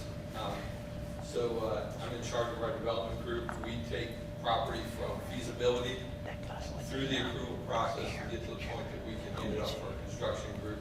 We have an in-house construction group, and then we kind of go from there. We always like to do some kind of PowerPoint with like pretty pictures and things like that. What we want is for you to understand what we're thinking about doing as far as the property is concerned. So I have a PowerPoint presentation. I think I have about 26 slides, something like that. I'm going to try to go through it really quick so that you can ask your questions. But as a result, I may go through some of them faster than I anticipated. So just bear with me. I'll try to get the pictures up first and do that. I also have a couple of people with me today. Matt Taylor is our development manager. He works in my department. Once we move forward with the project, he will be managing the day-to-day of design, the oversight of design and things like that. Works very closely with me as we go through the process. Also have Angela Monfo with us, who is one of our partners in training. Sure. St. John Properties, the way that we grow our company over the long haul is we bring in young individuals and we teach them the business, and then they go out and they become a regional partner. They open a new office in another location.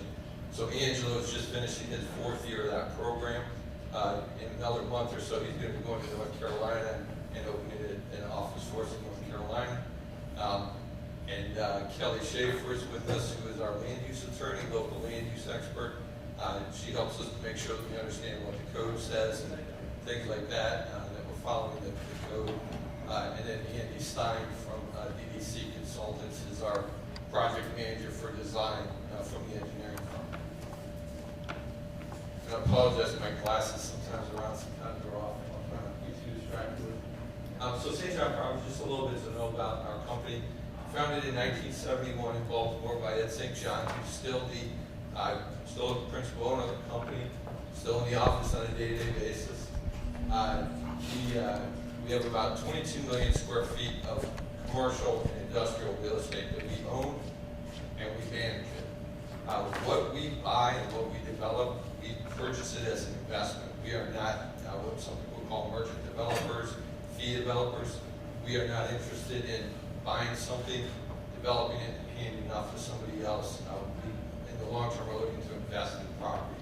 As a result, we tend to be in our communities that we're invested in, we tend to be active in those communities. We currently have one additional project down the road, Liberty Exchange, which you might be familiar with. Seems like most people got to know that property when 1623 Brewing came in there. They've been, I think, a real attraction for the business park. But anyway, we are in the community. But this will only be our second investment in Carroll County. To this point, we've been in business for over 50 years. When we go ahead and go to the next slide. Then just talk a little bit about the different states we're in and all that. If you're interested, you can go to our website. I'm happy to talk about that more later. This is going to be kind of some images of what we do. We're in different types of developments. We don't typically do residential development. You'll see that this project has a fair bit of residential with it. Where we're typically involved in projects that have residential, we have a couple big ones that are mixed-use developments. We're really interested in the long-term investment. With residential, you're going to selling things off. So when we're involved in those projects, we typically are working with another developer that is a residential expert. In fact, we will develop street a big project over in eastern Baltimore County called Greenlee. But that said, we know enough about the residential to kind of get things through a process, but we wouldn't ultimately be the developer there. At the end of the day, we'll be the master developer, and we'll work with a partner ultimately to do that. So this just gives you a little bit of about the company, but we have acquisitions group, and then we have the development group. We are general contractors, so we oversee our construction of our sites. We have in-house leasing and marketing groups, so we don't go out to third parties to manage our property. We don't go out to third parties to lease our properties. We are completely soup to nuts in regards to that. And then we have all the other things that go along with that, interior construction group, interior design.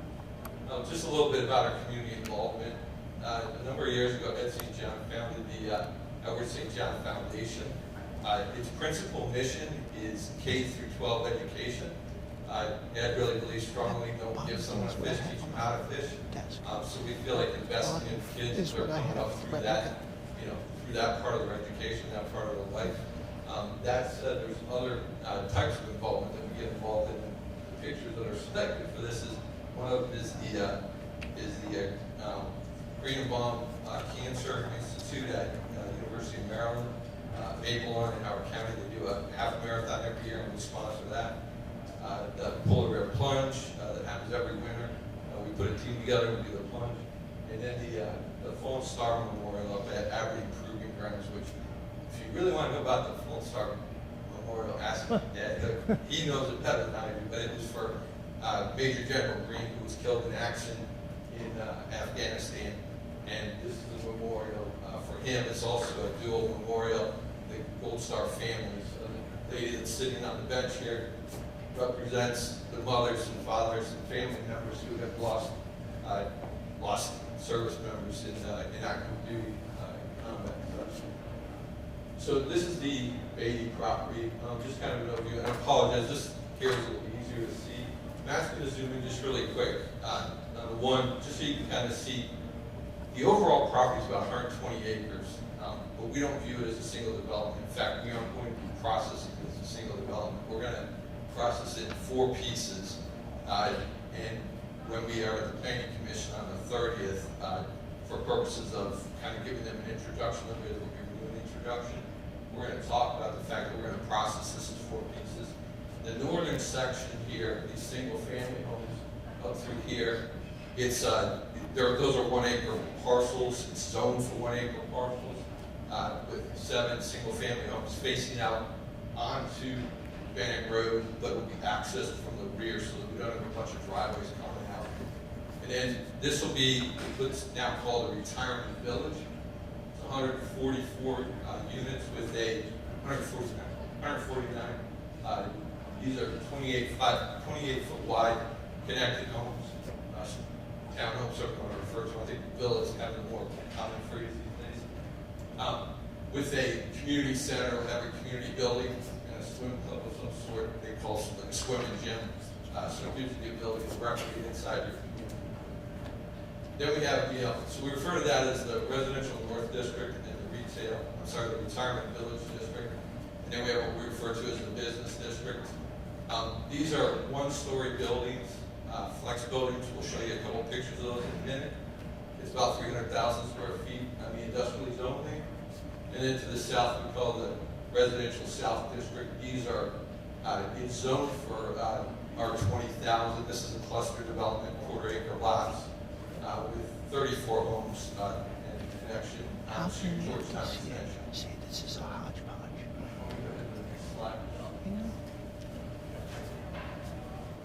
We've done a fair bit. We're in a due diligence phase right now, so we don't own the property yet. We're under contract to purchase it. We do intend to purchase it, but we got to do our studies and make sure that it makes sense, and that at the end of the day, the project pencils, as they say. So as a result, we've done a lot of field work already. We've gone out, we did a boundary survey, we did field survey, we actually flew it with what they call LiDAR. We got topography. We sent our environmental consultants out to the site and did a walkthrough. We located all the wetlands and the streams and things like that. We field surveyed all of that. And we've done a preliminary study to get a sense of what would the overall stormwater management requirements be for the site. This site will be designed to the state standard. They call it environmental site design to the maximum extent practicable, which I have a hard time saying, but it just means that we're designing stormwater management in a way that is small and local, and you're trying to get the water back into the ground, as opposed to the old way where you just build a big facility, you let everything go down there, and then you release it into the stream. So it's a better practice for the land to do that. And we're going to be designing to, we're going to be managing a 100-year storm. We've had a preliminary conversation with the county, and they indicated to us that in this area that's what they'd be looking for. So we'll be meeting all those requirements. The business district, as I mentioned, it's industrially zoned.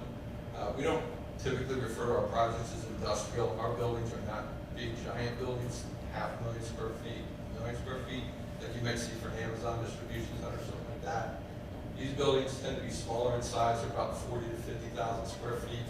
Multi-tenanted buildings, we get a wide variety of uses in our buildings, but they tend not to be heavier industrial in any way, shape, or form. In fact, we kind of tend to go away from those types of uses. So if you're familiar with Liberty Exchange, the types of uses you've seen over there, the types of uses we would anticipate here.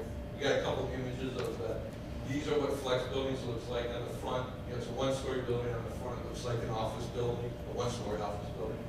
And then the rears have a loading component. A lot of our tenants have a mix of use where they've got the front of house stuff that's office-y things and things like that. And then you might have storage or some kind of warehousing component to go with it.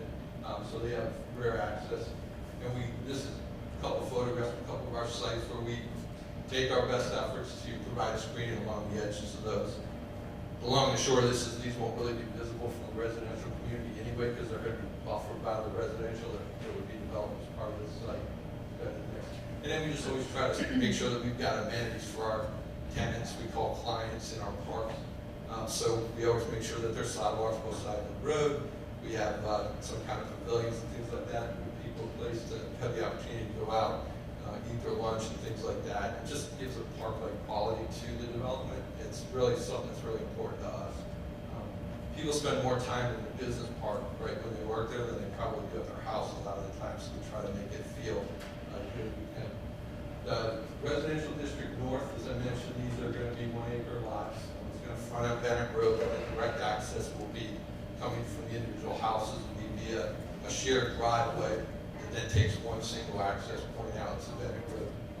And just to give you a flavor of the types of houses that would be kind of appropriate for that, our concern, I mentioned we're not residential developers, our concern is about the look and the feel of the place. We want it to be a quality development because honestly, you're the neighbors today, we're going to be the neighbors once we develop our business park. And we want to make sure that our development that's around us is good and stays good in the long term. As a result, there'll be a homeowners association, but we actually stay involved in that in a way that if the homeowners association doesn't do what they need to do, we can go in and do that. So we have a commercial association that's tied to that. So that just gives you a flavor of kind of the look and the feel of things. For us, it's about, as I've said, quality. We have the communities that we're in, where we are kind of master developer. We typically try to avoid things like vinyl siding, so we'll oftentimes go to hardy plank and things like that. We generally don't allow for wood trim on houses. We use PVC composite type stuff. things like that that lead to lower maintenance and higher, kind of better durability and look over time. Those are the kinds of things that we would typically, as we're talking to builders, we'd be saying that's what we're looking for in the detailing of the houses themselves. The retirement village district, as I mentioned, 149 homes with a clubhouse and a pool. It's going to be a condo regime. There'll be private roads through the community. And part of the reason for that is that will allow for us to control the access through that development so that it doesn't become a cut through back and forth to Bennett Road and the industrial district. You guys don't want industrial traffic on Bennett Road, and you don't necessarily want it running through there, so that'll be a condo regime with private roads. And this just gives you a kind of look and feel of the community. This is actually a photograph from a project down in Howard County of what they call the community clubhouse, the pool, and it gives you a general flavor of what those homes are like. And then the residential to the south. This is going to be, and I'll talk about it in a minute, but Georgetown Boulevard is a master plan road from the county, and that's intended to connect from, it's not really an intersection, right? It's a bend. If you go around Georgetown down to London Town, which I guess is in a project right now with the county, is looking at turning that into a traffic circle. So we had the plan for the traffic circle, and then we're going to, the road will come up and connect to the property, and we'll pick it up from there. And it'll run through the development, connect up to Progress Way. The residential community here in the south is going to connect to that. That'll probably become the principal entrance to the development. There'll be some other connections to the existing community. The reality is that's what we'll probably market the site from. It'll be the easiest way to get to these lots. And then, again, this kind of gives you a flavor of some of the, these are actually houses that are being built in the project I mentioned up Baltimore County. It's called Greenwood. These are actual houses that are being built up there. Just very quickly about the zoning of this secret pathway. This is what the status of the property was. Commissioner Rothstein mentioned that there was the comprehensive rezoning from industrial and commercial. At the end of that process in 2019, the vast majority of the site was zoned industrial with some conservation and then the R20,000 at the bottom or the southern end. And then based on the Freedom Community Comprehensive Plan, this is what was being proposed, which was commercial, and that's the most intense commercial, with residential half-acre lots, essentially R20,000 surrounding it.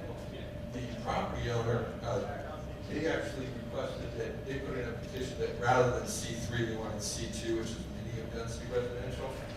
And but then ultimately, in listening to the conversations that the commissioners were having as they were going through their meetings and all, and the debates about it, the family submitted an amended petition that was in concert with what the commissioners were looking to do, which was the northern section,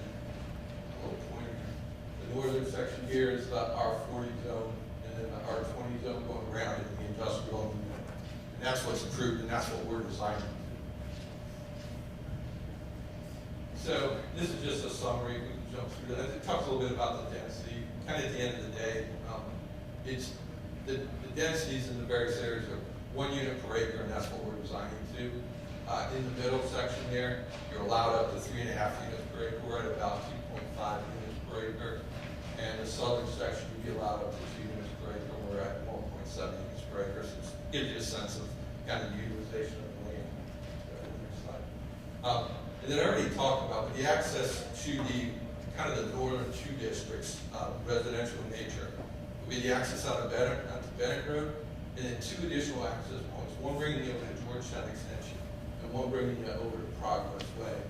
This is primarily for the 2 different things. One is the ability to distribute traffic. It gives people options, but it also, residential, again, not the industrial, but it also allows for EMS, fire, all that safety, to have multiple ways to get in and out of the community. So if there was a catastrophic situation in one of those intersections, they have other options to get in and out.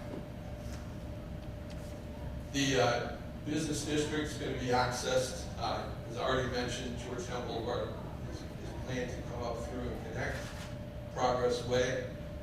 So Progress Way and Georgetown are public roads, and then we'll have some private roads that make connections throughout as well, just to distribute the traffic inside the district itself.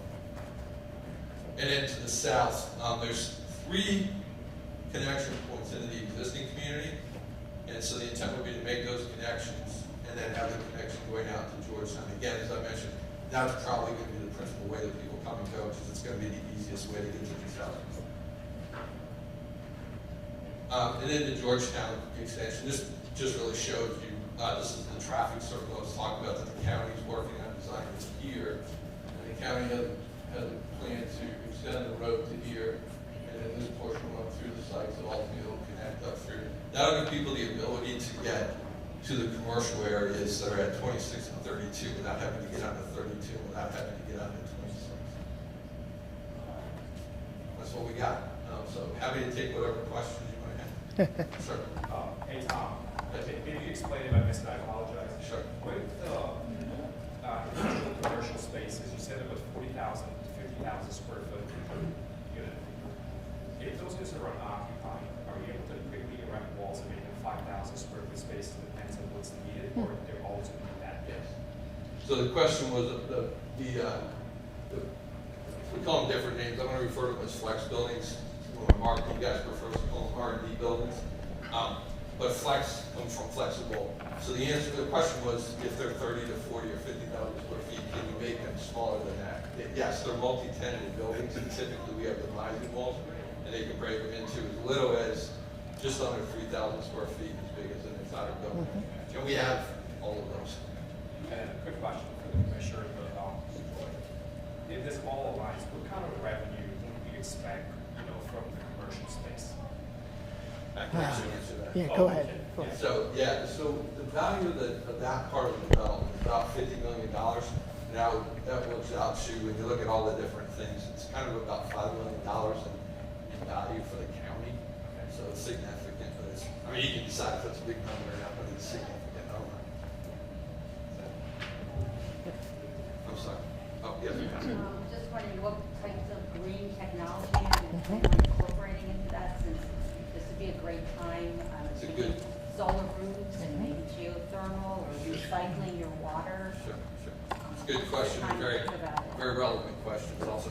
Well, so the state's looking at legislation right now that's going to answer some of those questions. One of the other things that I do is I'm the chair of the legislative committee for an organization that doesn't really matter, but it's called NANA. And we've been tracking legislation in Annapolis this year that's called something to the effect of climate impact now, or something to that effect. And basically what they're saying is electrification of all buildings throughout the whole state, including your houses. They want to get off of natural gas and things like that. That's legislation that's moving actively through both the House and the Senate right now, and something's going to pass this year. So the state's really aggressively thinking about that. As St. John Properties, several years ago, there's if I say the word LEED, L-E-E-D, if people are familiar with that term or not, and I don't even remember exactly what it stands for, but I think it's leadership in energy and efficiency design or something to that effect. But it's a standard, it's a national standard. USGBC, United States Green Building Council, developed this standard of LEED for all kinds of construction, all kinds of development and sites and things like that. So as a company, we committed to our developments and our buildings in particular. We set a standard, everything's going to be LEED certified for the buildings. Sites are a little different, a little more challenging sometimes because of the way they require you to do the tracking. You can't determine if you actually did it until you're all done. But it sets standards of what you're going to do. Our buildings are LEED silver, generally speaking. We have 90 LEED buildings. That makes us the biggest LEED developer, owner of buildings in the entire state, and 5th in the entire country. So it's something we've made a real commitment to. I talked about the stormwater management. The environmental site design is considered very green practice. We have looked at solar for our buildings. We haven't quite gotten over the hump of that yet. And the big reason of that is that the utilities are not required to buy the energy that we generate at the same rate that they sell it. Well, obviously not that they sell it, but they would buy it from other people who generate it with coal and things like that. So if we put solar on our buildings, we can't necessarily sell it back to the grid, and that becomes a barrier for us. But they're all things that we look at, think about, and we actually have 3 people now in our departments, our sustainability group. Brian Schwaberbauer, who's the director of that group, and they make the business case internally of, what are we doing as it relates base of those things. So it's all stuff that we're looking at. It's ever evolving. Does that Even answer that, your I mean, question? as a future homeowner, I Sure. mean, I think I would like to be buying a house that already is equipped with a solar roof and maybe a charger in my I'm not garage aware and of, things like I'm not that. aware of anybody that sells it. I mean, you buy that as an option. A lot of times, as I understand, solar that goes on your roof, you're working with someone that comes and knocks on your door. Right. And they own it, and they put it up there. As No, far as, we own as ours. far as, We own I know there's ours. options for that as well. There's a lot of companies that go around and they'll put it on your roof. But I just would hope Yeah. that, you know, here's a brand new thing Sure. going in. It's not Yep. like refitting something else. And Sure, yeah. I think homeowners coming in. We have would like to have electric an vehicle option. chargers in our parking lots. We have. We have here. We have, yeah, and then we have, I mean, if people want them in their homes, we aren't gonna be selling homes. If that's something that the market's asking for, I suspect that the buyers will have those either as options or as, we wouldn't mandate that as the state might. They're certainly going in those directions, especially with multifamily, but that's not what we're talking about here. Other questions, sir? How do 7 warehouses, 149 retirement facilities tie into the existing neighborhood by the master plan? This is, Well, How? so they're not warehouses. Explain again what the Yeah, flex space is. That's so number one. A flex space, well, some people might refer to it as a low-rise warehouse. You could use it for that type of use. Our buildings are 18-foot clear, so you can't do racking systems in our buildings. So people tend to use them as storage and some kind of minor amount of warehousing, but it's not a warehousing operation. How does it fit into the master plan? The property is zoned industrial, and these buildings fall, or when you go into the zoning code and you look and you see what uses are allowed, these buildings fit perfectly into that, for the I-1 zone. The 149, retirement village, 55 plus, that actually is spoken about very clearly in the Freedom Community, I always forget the name of it, the development plan, or the master plan for the Freedom area, the FCCP. That's very clearly stated, and that there's a need for that type of product in the area, that people are saying that that's needed and is desirable, so yeah. But also, I apologize, real quick. What is the impact on traffic because of that, as opposed to if it was other homes? Oh, the 55 plus. Yeah. Those tend to be lower generators. Right. Yeah, so, and they obviously don't have the school implications as well. Right. The other homes, the 34 and the 7, those obviously would be just regular market homes that have schools, and we'll have to wait for school capacity like anybody else would. You're still talking, you're still talking 149 homes, Right. 1 or 2 cars per home. That's a big impact. Yeah, so Well- similar. Okay. Traffic. Yeah. No, you're right. It will have an impact, and nothing will be built until it's determined whether it could be built, and it could have the, again, the requirements needed for it to be built. Now, it moved from commercial to industrial, which has less of an impact of traffic, so that was a good thing. And I mean, this was a major concern when we looked at the BD property. What was going to have the least amount of traffic impact, and also the least amount of feed onto Bennett Road. Because my administrator lives off Bennett Road, she would kick my, you know what, if, no. But the least amount of traffic going onto Bennett. The over 55 also was meeting criteria because of the least amount of impact it would have on Freedom Elementary and the school system. So they, you know, package it with those things in mind. We'll see where it goes from there. Now, I do have a question though, is, because it's brought up a lot, Liberty Exchange. And everybody thinks that Liberty Exchange is empty. And because the storefronts, you know, you don't see much, although Indian Cuisine, I think, is coming there soon. What is the percentage fill of Liberty Exchange? If you can walk us through that. Sure, it's a good question. And we anticipated it as well. So, I was just looking at the numbers yesterday. So, Liberty Exchange is, people talk about mixed-use developments, and the BD property isn't really a mixed-use development, but it's a mix of uses. Liberty Exchange is similar. As you move into Liberty Exchange, the front portion is retail, and then you have one-story office, and then you have the flex buildings in the back. So the retail, and I'm going to talk about the three pieces.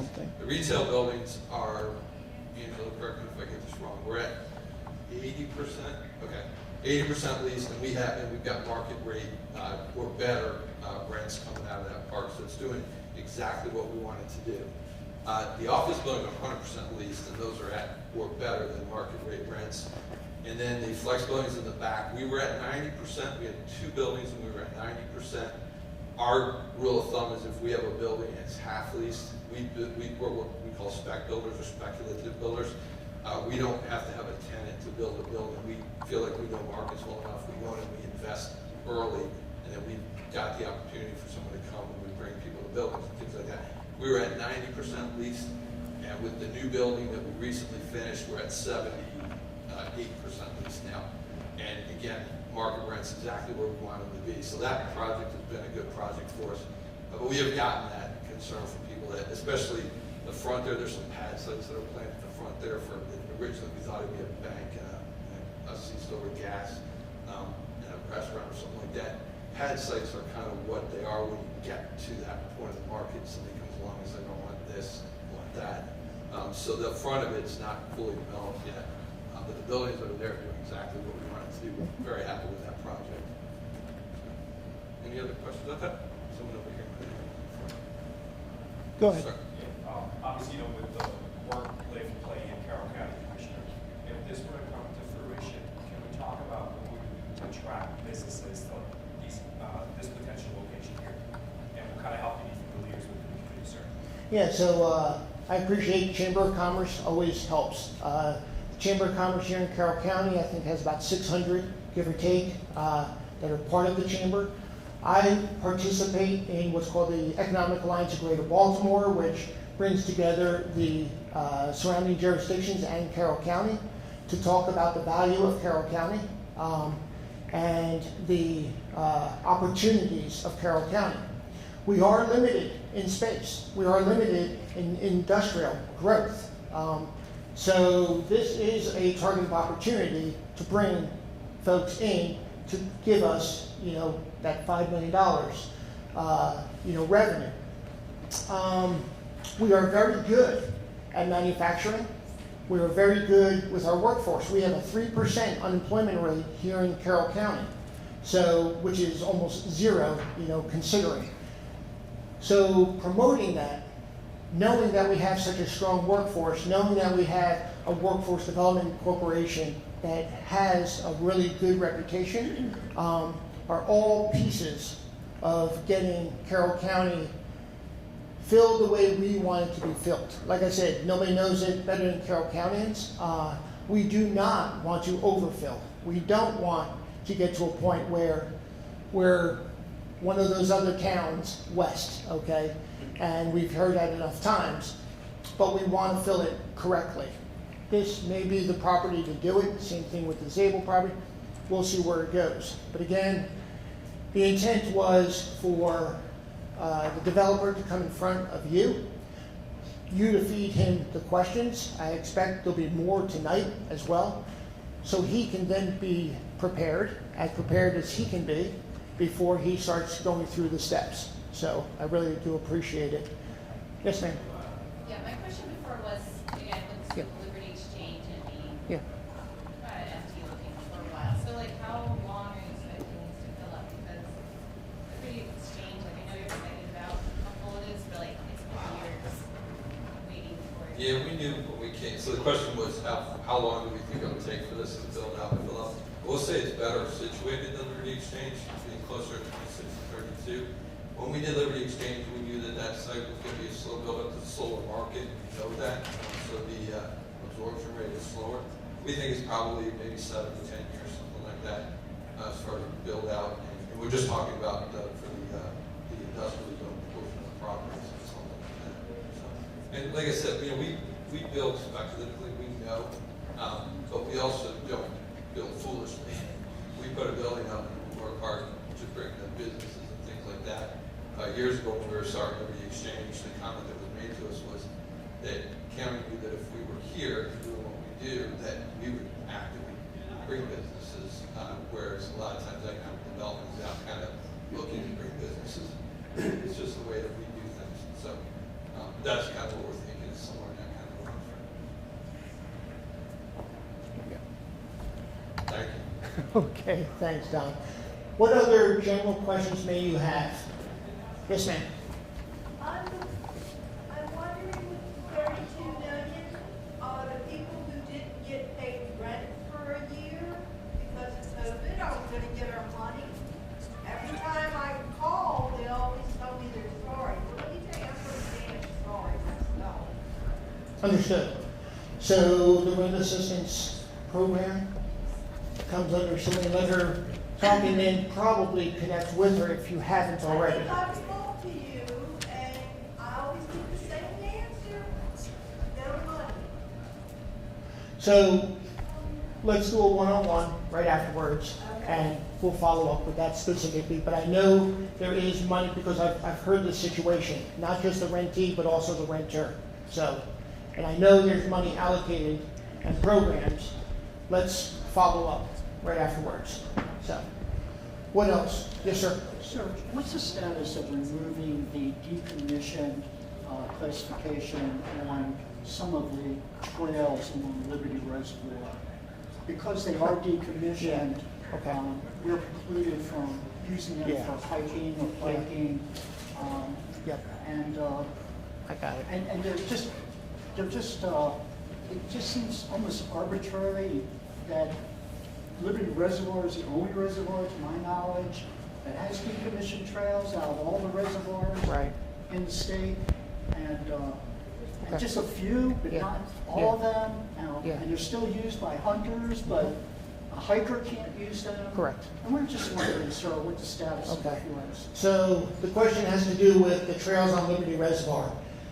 Are you part of the Friends of Liberty Reservoir? Yes, sir. Okay. So early on, a couple of years ago, I think I started getting myself engaged with you and others. The status of the trails on Liberty Reservoir, I can honestly say I've lost the bubble on talking to Baltimore City, and I can re-engage. Unfortunately, well, realistically, Liberty Reservoir belongs to Baltimore City. The trails surrounding Liberty Reservoir belong to Baltimore City, as you know. And they are maintained by a very small security force, environmental police force. I think there's like 3 or 4. In order for them to maintain the trails and safety and security around the reservoir, what they decided to do, they determined the best action was to shut off those trails and only make it available for 1 or 2 of these trails. And relying on volunteers as well to help clean up those trails. Well, just to interject, Yeah. we've been told by Baltimore DPW that we're not allowed to go on decommissioned trails to maintain or pick up trash. When was the last time you talked with DPW? I have an email that was just sent about a month ago, rather direct email saying that we were Stay off. precluded. Yeah, absolutely. Let me inject. Let me get with DPW is here now. Well, they are, but Okay, is it possible maybe we could sit down and talk a little more about This it? is the State Department of Public Works. Yeah. Or I'm sorry, the city. It's No. going to be with Baltimore City. Right. Right. Okay. No, I'm sorry. Yeah, I apologize. Yes, this is Carroll County DPW. I want to inject with the mayor and his team. And also, this is part of me being part of the board of the Economic Alliance Greater Baltimore, because I sit with the mayor. And I will walk him through the issue now. The last time I did this, it was the previous mayor, so now I have to re-engage. And I will reach out to him along with their DPW and see where we can get. That's So great, sir. I Thank you got very it for much. We action, appreciate and that. we'll follow up with that. Thank you. So, yeah. What else? Yes, ma'am. Just wanted to just remind you that we're all very concerned about the schools. Like, I know like redistricting and. Right. I know like all these houses. Right. And how that's cheaper in the mix, you know, like, that's one of the moms of the little people. Mm-hmm. We're all talking about how we're working out where it's Yep. to, Yep. not what I just said on. Sincere expectations. Right. So the question had to do with all this growth happening, what about redistricting? That horrible four-letter word called redistricting, although it's a lot more letters than four. We've had 3 meetings so far. The Board of Education, CCPS, the school system, and we have a few people on our staff participating in that. From day one, as your commissioner, that was one of my issues, was if we're going to be doing this, it's like that water balloon, what are the impacts of redistricting? And it's not just the Freedom area, it's not just Freedom School, but Carrolltown, Freedom, Piney, I mean the whole Lynn Springs, and then going from there. They're in their 3rd meeting. I think they had their meeting last week or so. What I know Linda's a part of it. She can follow up with you as far as the latest notes and where you can find those notes and how you can also participate in the redistricting meetings. It's huge. I mean, it's a huge concern of mine because I know the concerns about moving a child from one school to another, you know, so yeah, where we're at, it's active. It's better than it was before. For 2 years, it was standstill because the excuse was COVID. Now they're on their 3rd meeting, so at least it's moving forward. So, okay. Oh, I know. I agree 100% with you. What else? Okay. Like I said, I tried to train to standard, not to time. It went a little bit over time than I expected. I really appreciate all the engagement. And I'll be back here at 6:30, so if any of you want to go through the same jokes, have at it. If not, I will see you next time. Thanks.